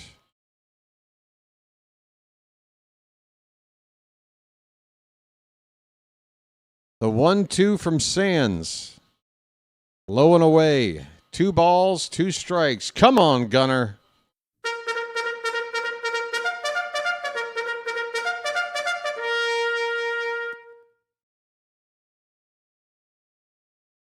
Two and 2 to Gunnar. The pitch. Outside, we got a full count.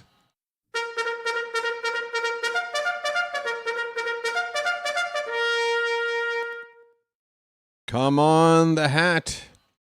We're coming up on the 6 a.m. hour here locally for your boy. The sun's about to pop up and say hello. Here comes the payoff pitch. Swung on and missed. Gunnar is struggling here to start the season.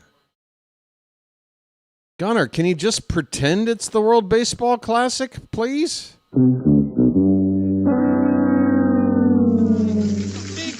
Big buck, stop it all. 2 down for Alonso. A polar bear stirs. Alonso, unlike Gunnar or Ward, does have a hit. He has one.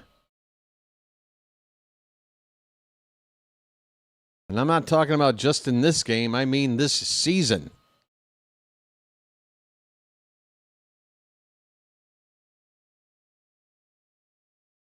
There's a mound meeting right now for the Twins. Alonso just needs to get on base. Again, a 2-run homer here from Alonso. It's nice for the stat sheet, but we're still down a run. Bases would be empty with 2 down. We need to keep the line moving. Come on, Pete. First pitch.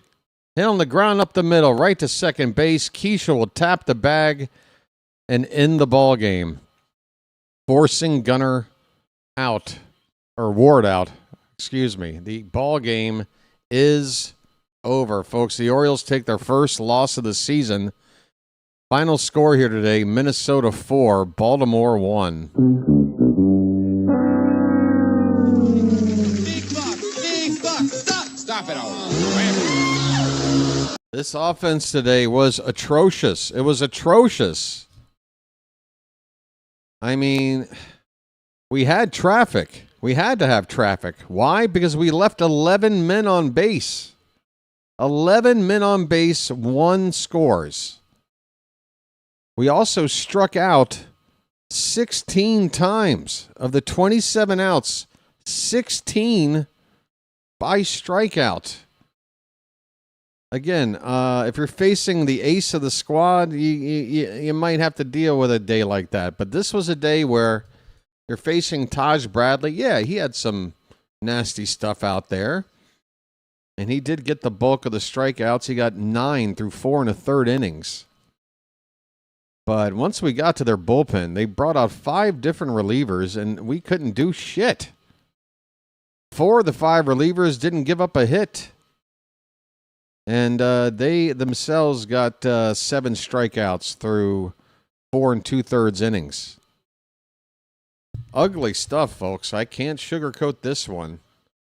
Kyle Bradish wasn't too sharp today. I mean, he showed flashes of sharpness, but he did give up 3 walks today. He was unable to work around him the way Rogers did on opening day. 2 hits and 3 walks in 4 2/3 innings. He struck out 4 through 83 pitches. Credit to Cano. He came in and got that final out in the 5th. Dietrich Enns, though, an inning and 2/3, gave up a run on a hit and a walk. Yermil Geraldo bailed him out for the final out in the 7th inning, throwing just 3 pitches and getting a strikeout. And then Anthony Nunez, probably the highlight of the day, 2 shutout innings without giving up a base runner, striking out 3 in his major league debut. But yeah, folks, what just stands out, I mean, listen to this. 0 for 3, 0 for 4, 1 for 5, 0 for 2, 0 for 3, 0 for 2, 0 for 2, 0 for 3. Those are your top 7 batters in the lineup. The top 7 batters in the lineup, and again, O'Neill and Beavers split their at-bats 0 for 2 apiece. But that adds up to what? 10, 12, 15, 17, 21, 21 for 24. The top 6 batters in the order went 1 for 24. You're not going to win a game that way. You're not going to win a game that way. Craig Alvarez needs to address this, and you know he's certainly more qualified than I am to know exactly what to do about this, but he needs to do something. I don't think he needs to do anything too drastic. I think the point is to don't, try to drastically change something as if this team's completely lost. You just got to say the right things. You got to focus on some things, maybe in batting practice or anything between now and the next first pitch. Oh God, Melanie Newman.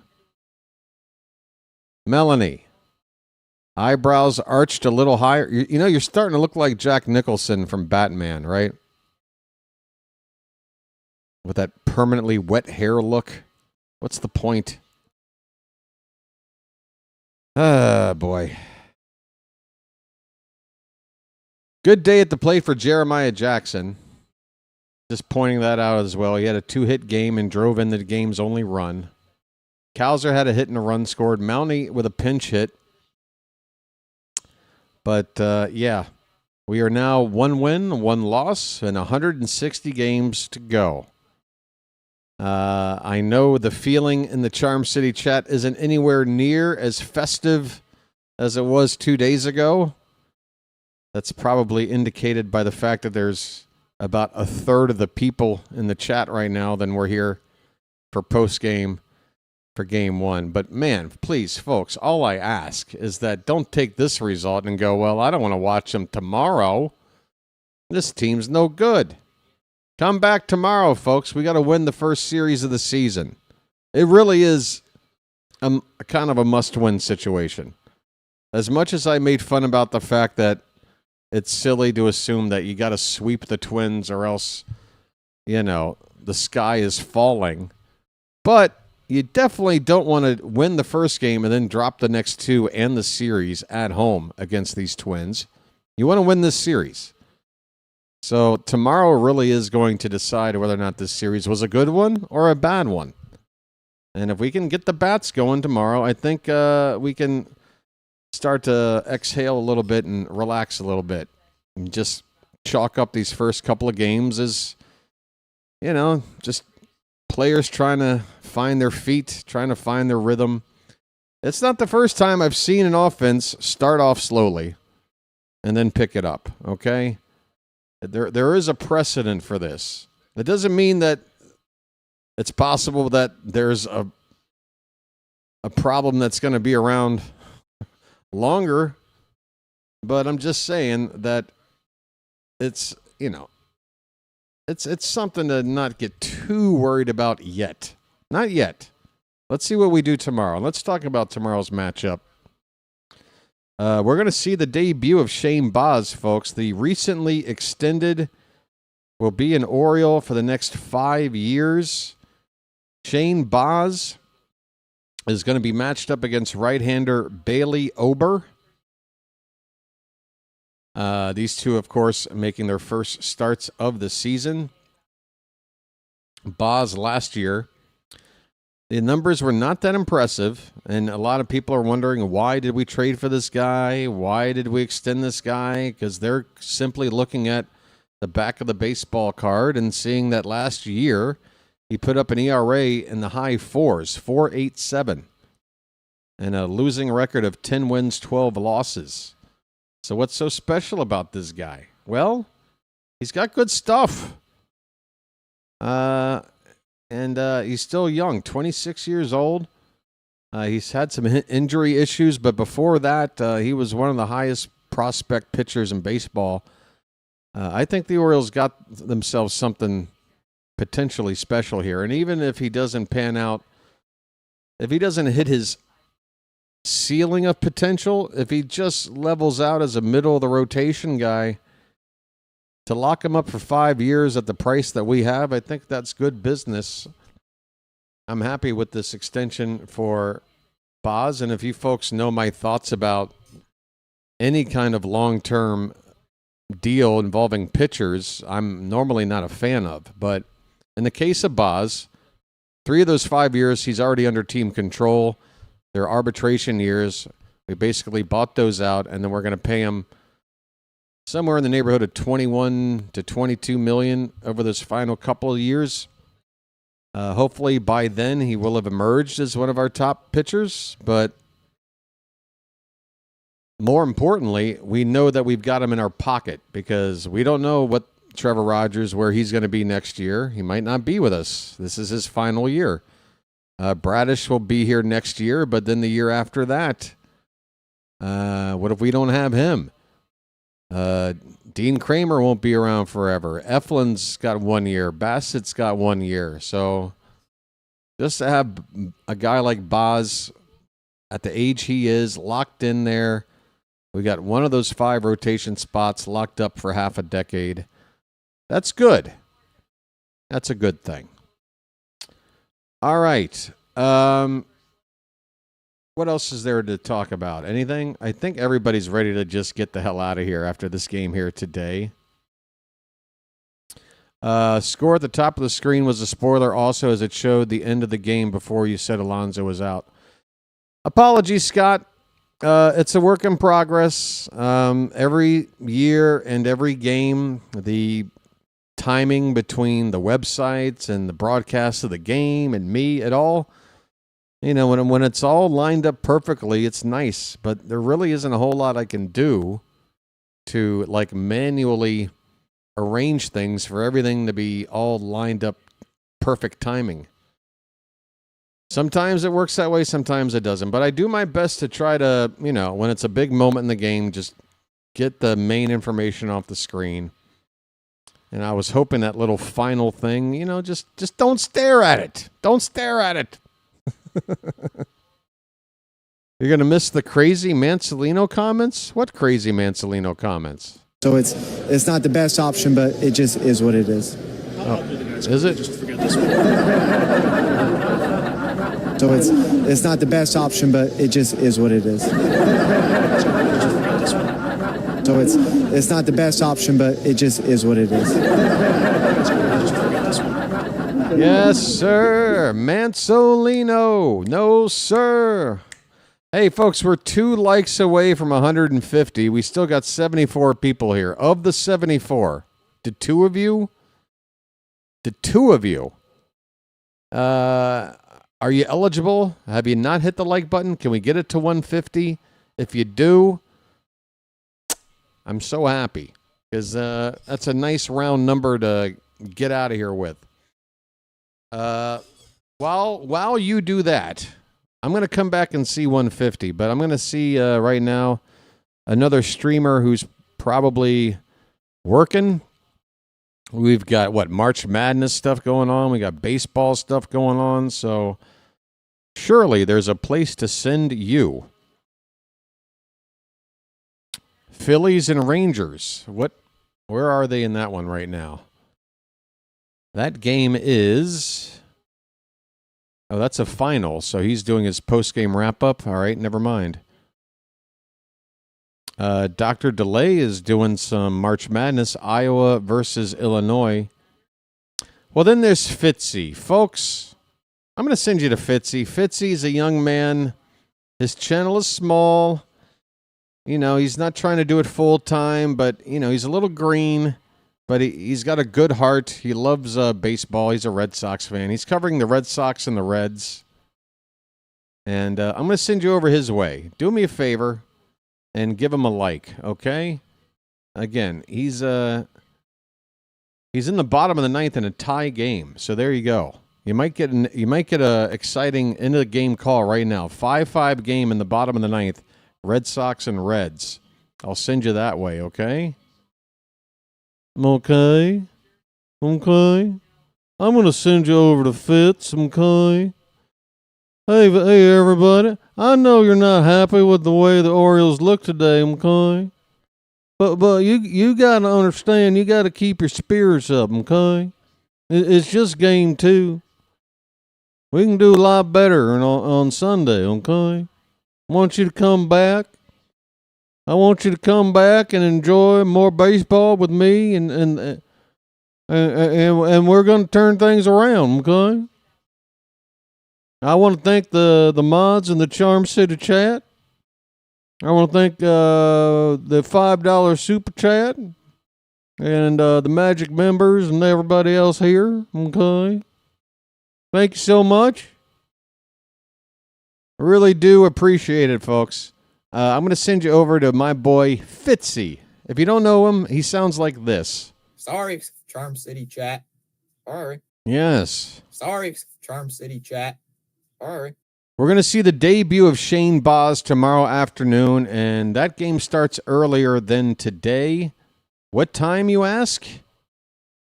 I don't know. I got to look. The stream will start at 1:20 p.m. Eastern. First pitch at 1:35. Don't get here later than 1:30 if you know what's good for you. All right? Set an alarm or turn on your notifications. Tomorrow, we've got the third and final game of this series, the rubber game. And thanks to AI, everybody. Yeah, thanks for AI. I wouldn't have known that Nico Horner is on the trade block if it weren't for... what's this AI guy's name? Larry? I already forgot. What's his name? Certainly not Nostradamus. I forget the name of the new... So who do we got? What's the name of all the AIs now? Can I keep up with these? Claude. His name's Claude. So where do you go to access Claude? Is that like part... Because I know like Twitter has Grok, right? And then Google... What's the name of the Google one? I already forgotten that. Because I don't use it. That's why. Shocker. What is the name of the Google AI? Doesn't it have a name? What's the name of you? I have to look it up through old-fashioned... Oh, Gemini. Right, Gemini. All right, so we got Gemini. But where's Claude from? I need to find this out before I get out of here. I need to know more about Claude.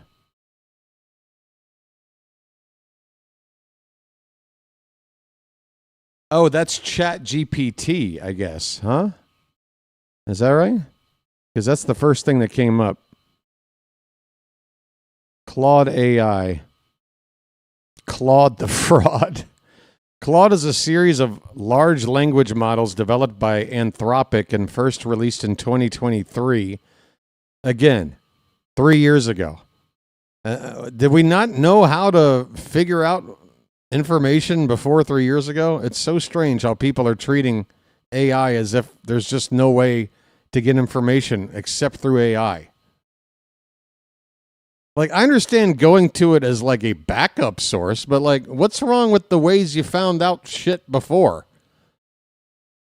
I don't know. I don't get it. It's like people are just willingly just hoping for technology to turn themselves obsolete. Hey, folks, you don't need me. I'm a human. I have fallacies. I make mistakes. I'm useless. Just throw me in the garbage can and make some robot do the thinking for me. Okay. I don't get it. Why are so many people embracing it? I don't get... Like, what advantage are you getting out of it? Do you understand who's benefiting from this? Billionaires. Tech billionaires who are pushing the technology not because it's needed for us to survive. That used to be what technology was for, don't you know? To maybe make life a little more convenient, a little easier, maybe a little more comfortable. AI doesn't really do any of that for you. You don't need it. All right? Just because it's technology doesn't mean you need it. All right?